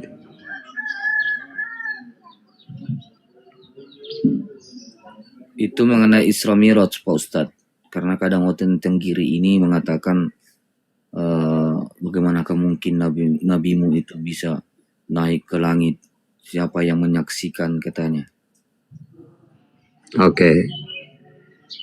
Jadi pertama, kenapa kok zaman itu mustahil menurut orang-orang? Pertama, karena kan tidak ada pesawat. Yang ada unta, kuda. Sedangkan Nabi kendaraannya barkun. Buruk itu kan dari kalimat barkun, cahaya. Maksudnya kendaraan ini secepat cahaya. Makanya ketika Nabi menceritakan dari Masjidil Haram ke Masjidil Aqsa, bahkan dari Masjidil Aqsa ke langit, cuma 1 malam. Orang kan tertawa. Nah, cuma kalau sekarang kan wajar kan. Dulu kan tidak ada pesawat, sekarang ada. Andai kan sekarang kan wajar. Nah, sedangkan kendaraan Nabi zaman dulu itu bukan kuda biasa. Tapi dikatakan buruk itu dari kalimat barkun, secepat kilat gitu. Dan oleh Nabi udah dibuktikan zaman itu. Makanya Abu Bakar diberi nama As-Siddiq. Ketika orang-orang Arab mendustakan, lalu kata Abu Jahal itu gini, nah ini tinggal 1 orang ini. Kalau dia sampai mendustakan, selesai sudah. Tidak ada yang percaya ke Muhammad, kata mereka. Yaitu Abu Bakar. Mencari Abu Bakar, Abu Lahab ini. Wahai Abu Bakar, kamu percaya nggak kalau ada orang dari Masjidil Haram ke Masjidil Aqsa dalam 1 malam? Ya tunggu dulu, siapa yang ngomong? Ada pokoknya. Iya siapa? Ya itu sahabatmu itu. Muhammad itu katanya. Loh, kalau beliau yang ngomong ya percaya saya. Makanya diberi gelar As-Siddiq. Selalu membenarkan Nabi gitu. Loh, kok masa kamu percaya? Ya gini aja, ayo kita buktikan. Kamu kumpulkan orang-orang, ayo kita tanya-tanya Rasulullah itu. Jangan langsung kamu ngomong tidak percaya. Harus ada penjelasan. Ya dikumpulkan oleh orang-orang semuanya. Akhirnya kata Abu Bakar, ya Rasulullah, coba ceritakan ke kami biar mereka percaya. Nabi kan tidak tahu kan Masjidil Aqsa itu kayak apa. Maksudnya yang ada di Palestina itu. Akhirnya gini, coba Muhammad kalau memang kamu ke sana, kamu gambarkan, ceritakan seperti apa. Mulai dari tiangnya, apalah semua pintunya kayak apa. Oleh Nabi diceritakan. Ya. Yang kedua, sebagai bukti, kata Rasulullah gini, waktu saya pulang dari Mi'raj, lalu di perjalanan saya melihat orang yang ketinggalan pokoknya barangnya lah, keledai ya, pokoknya kendaraan. Lalu oleh Rasulullah diberitahu, hei fulan, itu kendaraannya lepas gitu. Akhirnya kan bingung orang ini, suara dari mana ini gitu. Padahal Nabi yang beritahu. Nah kata Nabi gini, orang ini waktu saya pulang ini masih di perjalanan jauh. Besok malam dia datang. Coba besok kalau datang tanyakan, benar nggak kamu kehilangan? Terus ada yang memberitahu. Nah kalau orang ini bilang iya, ya sudah itu udah bukti. Akhirnya besoknya ditunggu datang benar orang-orang yang diceritakan Nabi itu. Ditanya oleh golongan orang kafir itu. Kamu pedagang dari Syam ya? Iya. Pernah nggak kamu di perjalanan kendaraanmu lepas terus ada orang yang teriak? Memberitahu. Iya, kami heran siapa dari mana gitu. Oh berarti Muhammad bener gitu. Akhirnya mereka yang awalnya tidak percaya, percaya. Ya. Jadi zaman itu sudah dibuktikan oleh Abu Bakar. Nah jadi kalau sekarang orang ragu tentang itu ya terlambat. Wong dulu sudah selesai kok masalah itu. Karena mereka ini tidak percayanya kan tidak mungkin. Wong zaman itu dari Masjidil Haram ke Masjidil Aqsa itu 1 bulan nyampenya. Karena naik unta. Ya, kan tidak mungkin kalau 1 malam. Nah, makanya kan Nabi ini bukan naik unta, naik buruk gitu loh. Buruk itu kan berkun. Sekedip secepat kilat.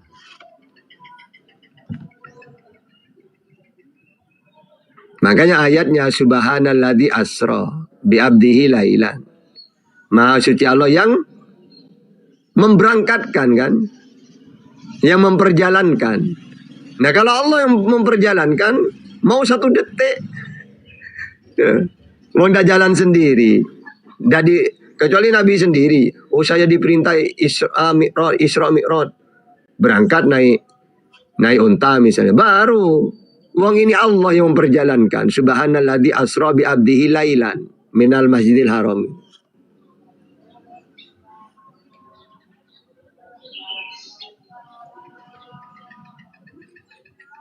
Sudah. Terima kasih Pak Ustaz. Masya Allah.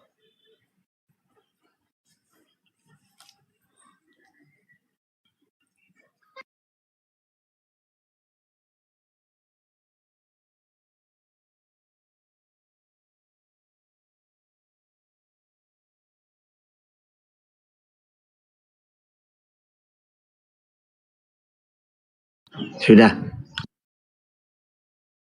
Di surah ini Ustadz ada pernah saya diberikan pertanyaan oleh Oten, ada di Al-Quran tertulis mudah-mudahan engkau selamat. Di surah Yusuf kayaknya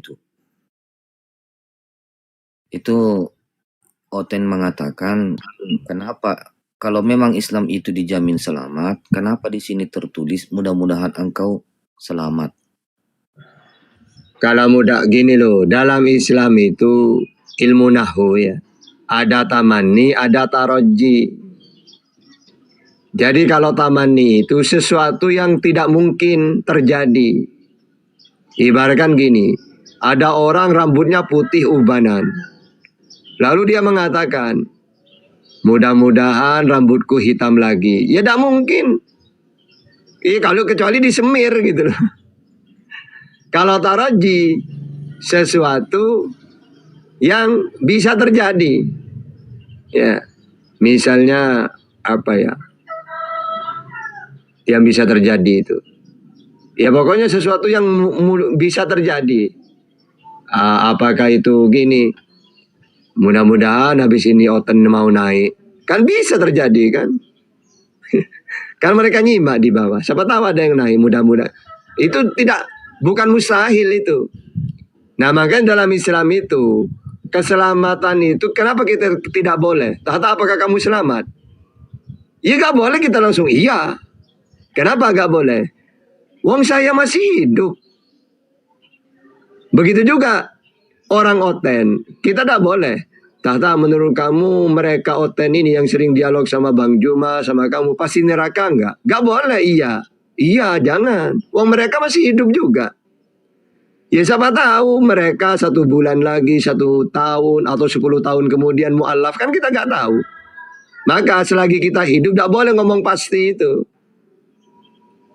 Gitu loh. Begitu juga kata-kata bertobat, mudah-mudahan Allah menerima taubatnya misalnya. Itu kan taroji. La'alla di situ. Ya. Bukan tamanni. Ya kalau tamanni sesuatu yang mustahil itu. Mereka itu cuma pakai kalimatnya doang dipelintir. Tidak ngerti mereka itu kalimat tamanni itu apa, taroji apa. Tidak mikir ke situ. Dalam bahasa Arab itu memakai lafaz taroji. Sesuatu yang bisa terjadi. Kan Allah Maha Pemaaf gitu. Kecuali kalimatnya tamanni. Ya. Tamanni itu sesuatu yang tidak mungkin. Gitu loh. Ibaratkan ada orang, orang tuanya meninggal. Mudah-mudahan bapak besok hidup lagi. Ya kan tak mungkin. Gitu. Iya iya. Betul Pastor. Luhur.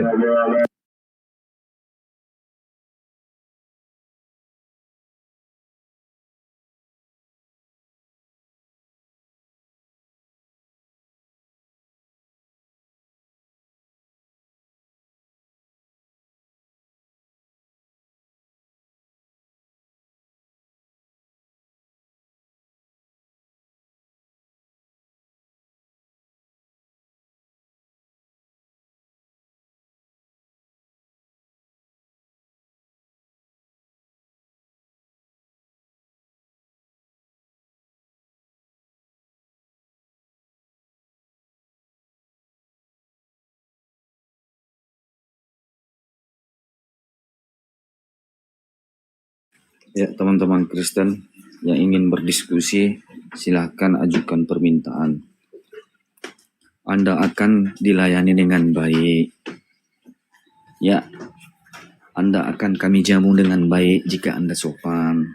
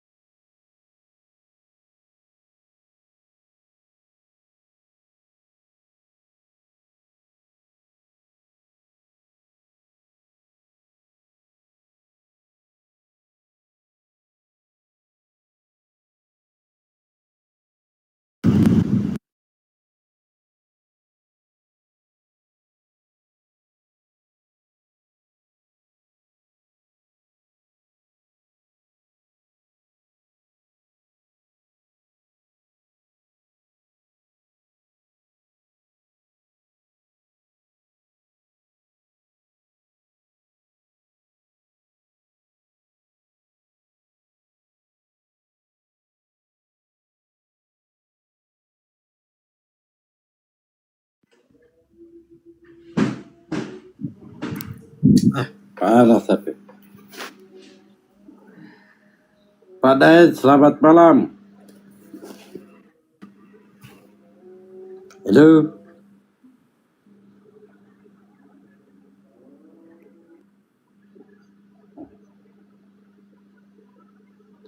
Oh, Banjun. Banjunet.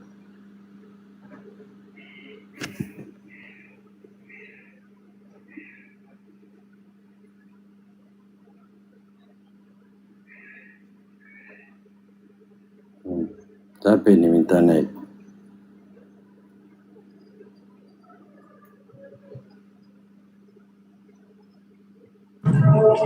Pak Cibai, selamat pagi. Halo, selamat pagi. Kristen. Halo. Kristen kah? Cuplis kah? Halo. Woi. Halo Bang Cibai. Bang Cibai. Assalamualaikum. Mohon maaf ini kepencet nih. Mohon maaf, izin turun. Oh iya. Izin turun. Siap. Saya Muslim, Bang. Iya, saya Muslim. Ya Bang, waalaikumsalam. Ya, terima kasih. Sehat semua apologet Islam. Amin. Assalamualaikum. Waalaikumsalam.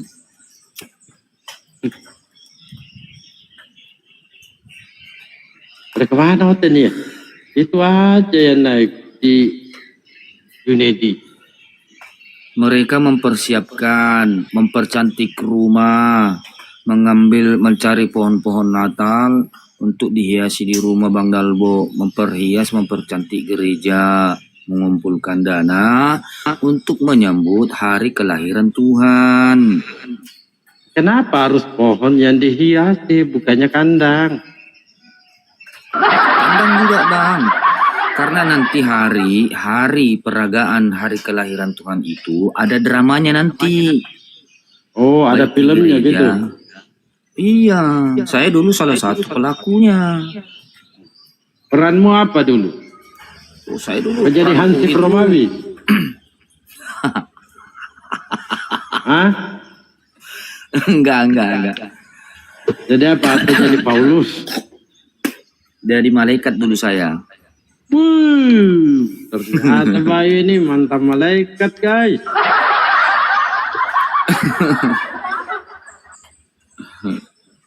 Jadi Terus? itulah kalau kita ingat-ingat yang dahulu kita perbuat itu, kadang kita tertawa sendiri. Ini tertawa sendiri lah. Ini apa lah yang saya perbuat dulu ini. Tapi nggak cium-cium Nakalan. patung bayi. Enggak, kalau di Protestan itu enggak. Paling disalip-salipkan ya, main salip-salipan. Yang kita dramakan itu hari kelahirannya, dibuat palungan, ada perempuan sebagai Maria. Ada bayi juga. Nah, kita ada patung bayi juga Waalaikumsalam. dibuat. Bang cuma lagi sholat. Lanjut. Tapi di sini sudah mungkin beliau lagi makan. Isi energi kan. Beliau kan dari gunung. Waalaikumsalam.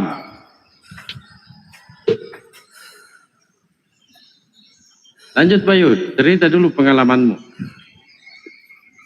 Ya. Kata Bayu ini mantan malaikat.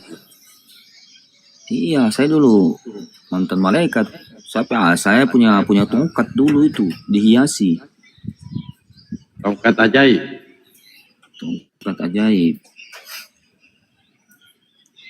Jadi di setiap kegiatan-kegiatan itu kita itu harus merasakan memang hadirnya Tuhan itu di depan kita. Dengan mengadakan perumpamaan alat-alat peragaan seperti itulah patung, seperti dibuat kandang-kandang yang kecil dihiasi, seperti itu Bang Dalu. Dan itu saya belum pernah berpikir yang saya perbuat ini apa gitu kan. Nah, nanti saya setelah berpikir itu, nanti saya lihat menonton film Yesus ini, bahwa dia itu sering naik ke bukit berdoa. Ada cahaya dari langit turun kepada dia, dan Yesus ini berdoa, tangannya diangkat. Di situ saya mulai berpikir, Tuhan saya ini berdoa kepada siapa ya? Tuh, pertama tuh. Tapi saya nggak ini juga, masih rajin ke gereja. Tapi di dalam benak saya itu mengatakan, kok Tuhan saya ini berdoa kepada siapa ya? Sementara saya gereja ini menyembah kepadanya, memohon ampun kepadanya. Dialah Tuhan satu-satunya, dialah juru selamat satu-satunya. Bertanya ke sana kemari juga nggak ada jawaban. Jadi Nanti bukan perantauan juru baru belajar. selamat. Ya.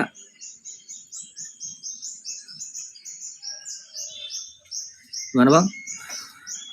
Maksudnya bukannya juru selamat, tapi cari selamat. Ya, seperti itulah. Nah, sementara kalau kita baca itu Bible, semakin dibaca itu semakin aneh. Dia juru selamat. Apa ini benar pertanyaannya dia ini? juru selamat. Saya boleh tanya, kenapa ya kalau ikut sholat jemaah Islam, udah di CDI, tapi dulu kita langsung di satunya? Mungkin abang tak ciri, ya kan? Abangnya mungkin tak ciri.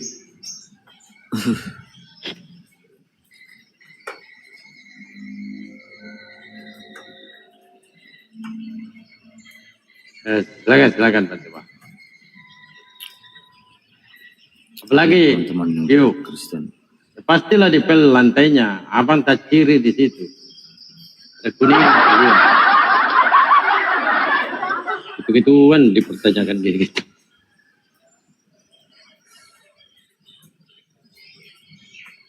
Yang kita bahas ini berdasarkan dalil, Bang. Bukan. Bukan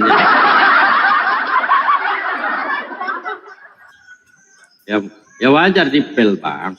Abangnya ini mungkin tak ciri abang. Ya kan?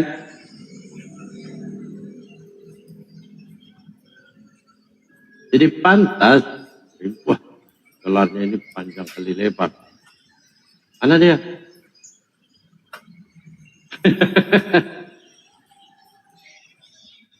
Wah, itu betul. Itu pengalaman pribadi. Oh iya. Ternyata abang ini tak ciri dia. Iyalah bang, pasti langsung dipela. Kalau abang itu nggak sengaja buang air besar keluar atau mencret kan gitu. Masa mau dibiarin? Karena Islam itu bersih gitu loh. Dan itu kan najis, nggak boleh. Jadi adab-adab itu diutamakan. Sholat itu kan kita menghadap sama Allah. Masa kamu mau jorok? Kan gitu. Sementara Anda mau bertemu dengan wali kota saja, Anda itu berpenampilan itu gagah, pakai jas, pakai kemeja, wangi-wangian, rambut disisir, pakai dasi. Enggak begitu. Nah, ini loh. Enggak, ini mau ketemu sama bupati, Bang, atau wali kota kan, atau ketemu mau ke anggota dewan. Tidak mungkin kamu pakai sandal jepit, kotor. Nah ini mau menghadap sama Allah, berserah diri kepada Allah. Masa kamu jorok?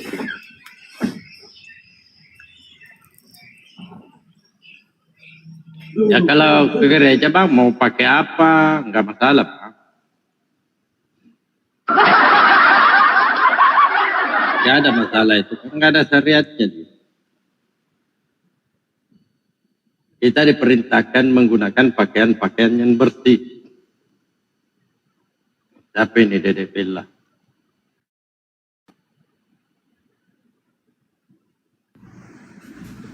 Ya, Dede Bella. Assalamualaikum. Selamat. Waalaikumsalam. Waalaikumsalam. Halo? Iya, halo, assalamualaikum. Ini Bebe apa Bobo ini? Apa?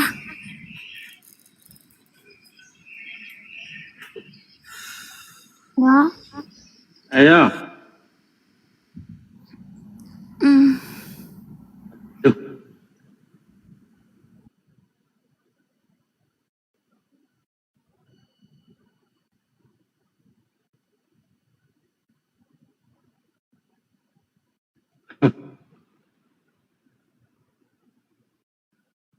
Rodi. Selamat siang. Sore kagak selamat.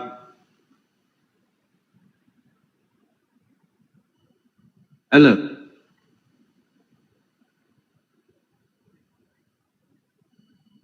Aman. Oke, kita naikkan ini.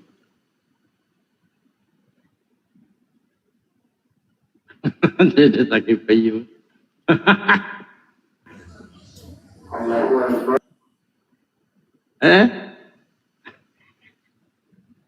Belum apa-apa.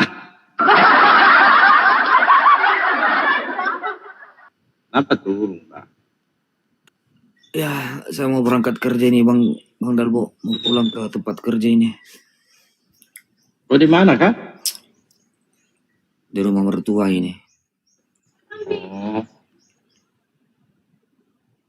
Hujan terus di sini, Bang. Baru berhenti Ini hujan. juga. Wilayah Sulawesi Selatan itu.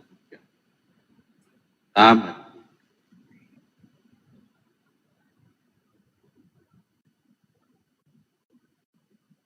Kenapa turun, Bang? Naik aja, naik aja.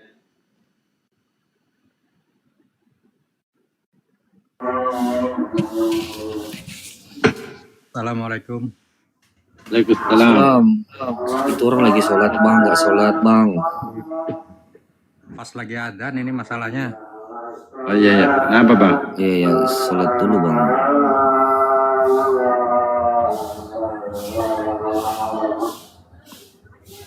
Kenapa, Bang? Abang pernah tajiri atau gimana, Bang?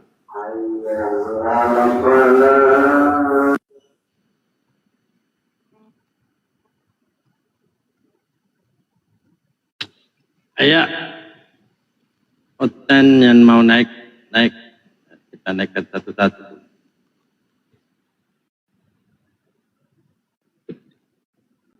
Ajwa, Assalamualaikum. Kalau gitu Hah? kan juga ini juta saya. Halo, Juta jangan marah-marah. ada yang ininya 500 ada aja. Kalau gigi Oh, kan ada yang 1000. atas bawah jadi 1.100.000. Oh, iya, iya, kalau boleh lah. gigi ya. Kalau di Halo, sini juga Assalamualaikum. sejutaan. Oh, iya, Di iya. sini nggak ngeklaim katanya Bu, harusnya ke rumah sakit Permata. Kalau Ibu mau, nanti saya bikin rujukan lagi. Astagfirullah. Gimana, Bang? Halo, Assalamualaikum. Salam. Iya, ini pengalaman saya pribadi. Kebetulan kan saya lagi di jalan, jadi di tempat orang lain lah, di wilayah orang lain. Nah, kebetulan hari Jumat, saya ikut Jumatan lah di situ. Ternyata itu alirannya Islam LDII gitu loh. Nah, karena saya buru-buru habis sholat Jumat langsung saya keluar kan. Pas saya noleh ke belakang, tempat duduk saya itu langsung dipel. Ya, saya sedikit tersinggung kan di situ gitu loh. Gitu. Itu bagaimana gitu loh? Apa memang ajarannya memang seperti itu atau bagaimana? Ya saya nggak paham juga sih. Nggak ada dalil yang gitu-gituan. Kita nggak tahu juga. Saya pribadi nggak pernah. Saya pribadi nggak pernah ngalami yang gitu-gituan, Pak. Saya berdua itu sama teman dari tempat duduk saya sama teman saya juga langsung dispel itu sama mereka, ketawa saya dalam batin saya itu kan.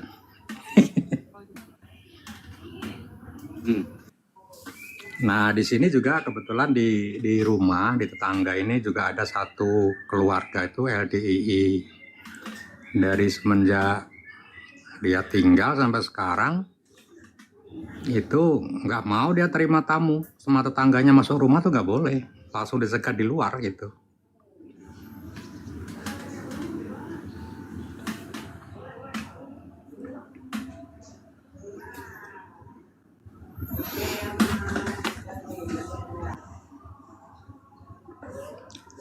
Ya oke lah, mungkin gitu aja Bang ya. Saya mau sholat dulu. Silakan, Bang, silakan. Terima kasih. Pertama. Waalaikumsalam.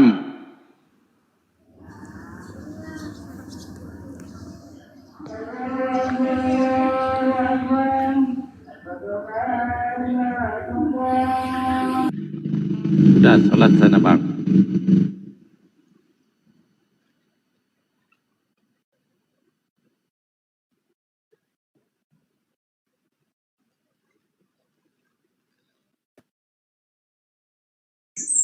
Dan Mas.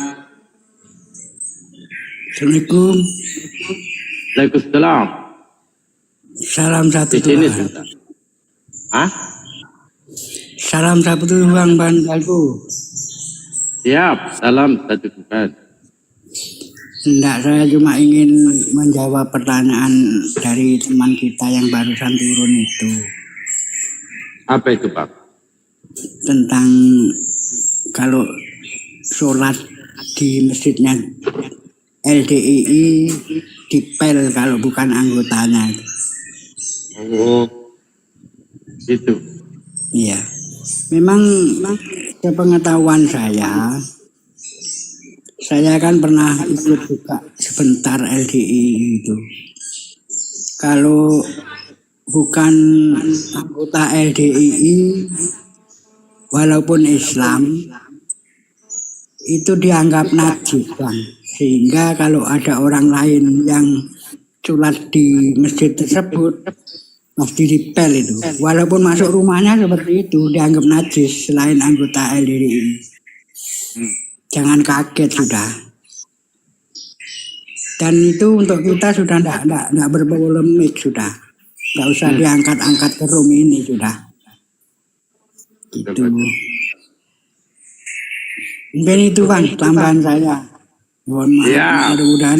makanya saya nggak tanggapi Bang, karena nggak ada perintah seperti itu. Iya. Ya, kalau di masyarakat memang jadi polemik gitu. Bagi orang yang tidak tahu, kalau yang tahu ya ketawa dah. Makanya mohon nggak usah diangkat di room ini, nanti kalau ketemu ten malah jadi bahan pertanyaan yang Nah, bagaimana Islam itu Pak pakai dalil Pak, nggak perlu tadi. Kita pakai dalil.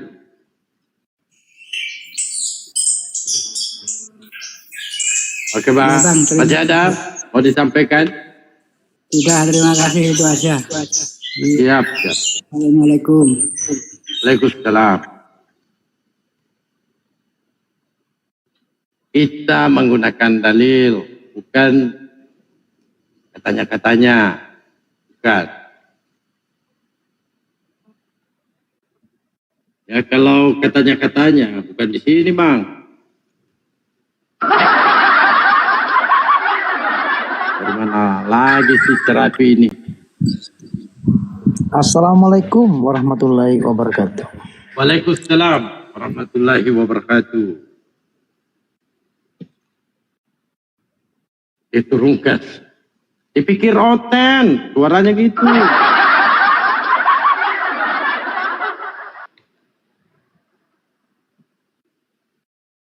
Sorry. Dari mana terapi baru muncul?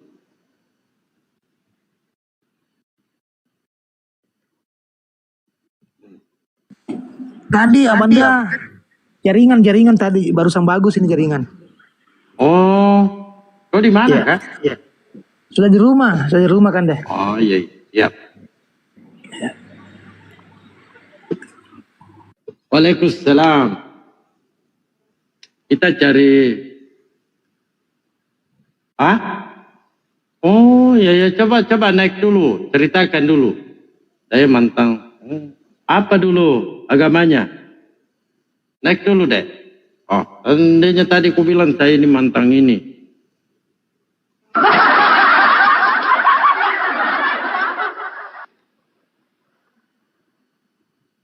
Notenya ini.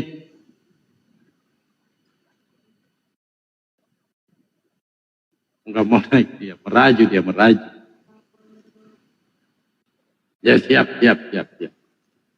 Ayo tap layar, teman-temannya tap layar. Sambil kita cari oten. Dari tadi loh nggak ada oten terapi. Otengnya lagi sibuk mungkin Bang, persiapan Natal gitu buat bunga-bunga tuh yang kayak pohon apa tuh ya? Pohon cemara itu. Sepanjang jalan di sini banyak tadi saya lihat Bang.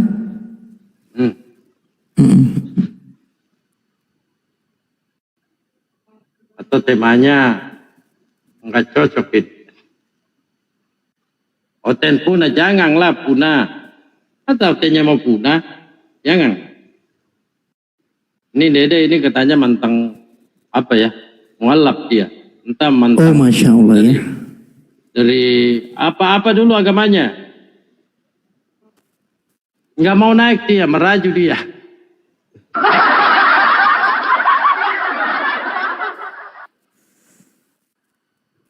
Soalnya banyak yang nyamar-nyamar, pencet hidung.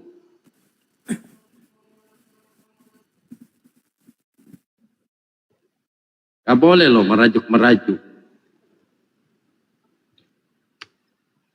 Oh, dari Katolik. Oh, dari Katolik.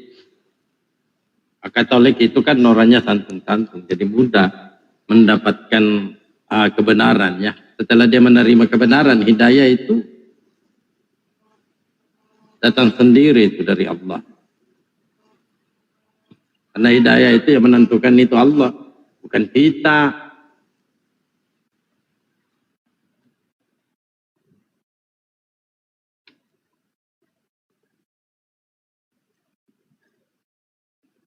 Beda Paulus yang abangnya di Karesteng ini kan yang menjadikan Karesteng ini kan Yesus Tuhan itu kan dari kalangan Paulus juga ya, Bang Dalbo ya? Hah? Dari Paulus kan penggagas Karesteng ini sampai menerasikan Yesus Tuhan ya di 1 Korintus 8 nomor 6. Betul ya Bang Dalbo? Iya, betul. Roh Kudus itu Paulus juga pencetusnya. Itu di awal saya bahas itu. Saya lengkapi dalilnya, bahkan saya punya buku sejarahnya.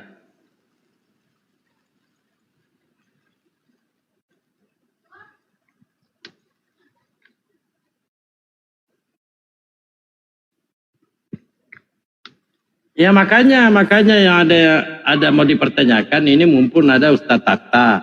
Tanya Ustadz Tata deh. Jangan meraju-raju. Tanya Ustadz Tata.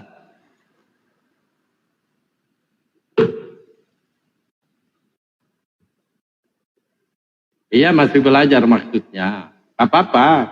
Sambil mengisi-ngisi waktu. Sambil tunggu Oten. Tanya Ustadz Tata. Naik. Jangan sama terapi. Anu dia. Iya, Dinda Dedek naik aja. Di sini ada gurunda kita Bang Suma, ada gurunda Bang Tahta juga, ya. Beliau ustaz kita gitu. Naik aja deh bertanya-tanya. Sambilan kita menunggu saudara Oten gitu ya. Saya turunkan tadi Mardi. Siapa Bunda? Itu Dede.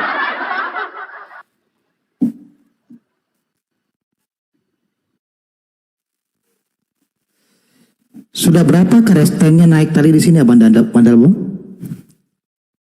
Enggak apa-apa. Ada juga sama suaranya Rati. Tadi saya pikir si Rati kejar-kejar ini siapa? Terapi. Saya pikir tadi Rati. Sama suaranya Rati.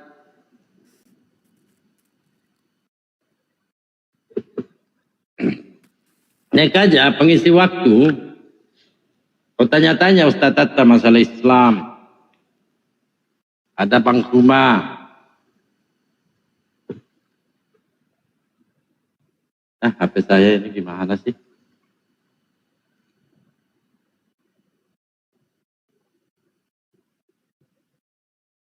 Iya, untuk Oten laknatullah alaihi kalau mau naik silakan naik ya. Ajukan multi, klik undangan tuh ada tuh kayak tanda salib tuh kan diklik itu tuh. Kemudian nanti host bisa menaikkan Anda gitu ya. Minimal kalau naik di Komal ini yang pertama harus jadi manusia dulu gitu ya. Nah nanti kalau sudah diskusi pas keluar Komal mau jadi apa aja lah terserah kan gitu. Bawa adab. Yang pertama jadi manusia dulu, bawa adab, kemudian bawa data gitu ya, Bang Dalbo ya.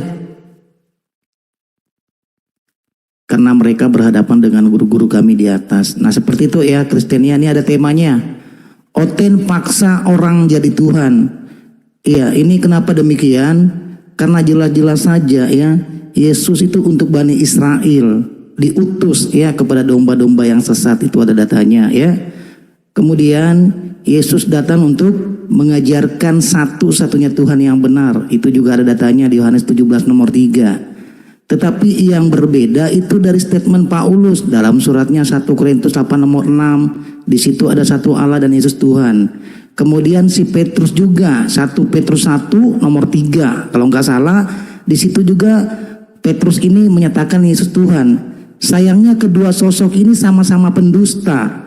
Yang pertama Paulus digelari pendusta itu pembual di Kisah Para Rasul 7 17:18 tuh dibaca tuh ya, si Pleter atau si pembual sama tuh di Kisah Para Rasul 17:18. Nah kemudian si Petrus sendiri dia menyangkal bukan murid Yesus. Ya, kepada perempuan itu dia menyatakan aku bukan murid Yesus katanya. Jadi sama-sama pembual. Seperti itu Bang Dalbo. Silakan.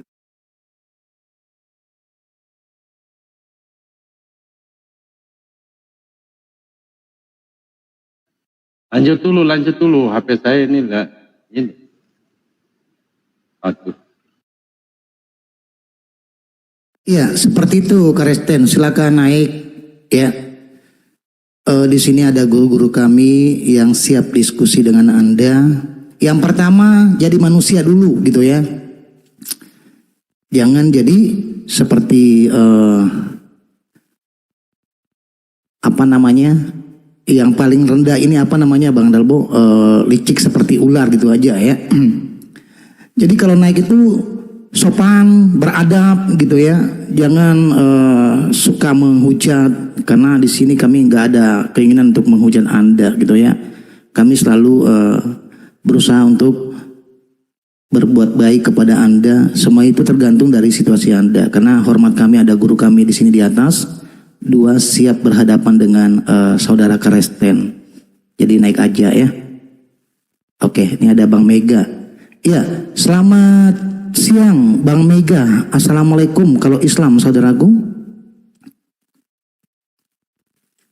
Bang Mega atau Mbak Mega ini selamat siang. Assalamualaikum kalau Islam saudaraku.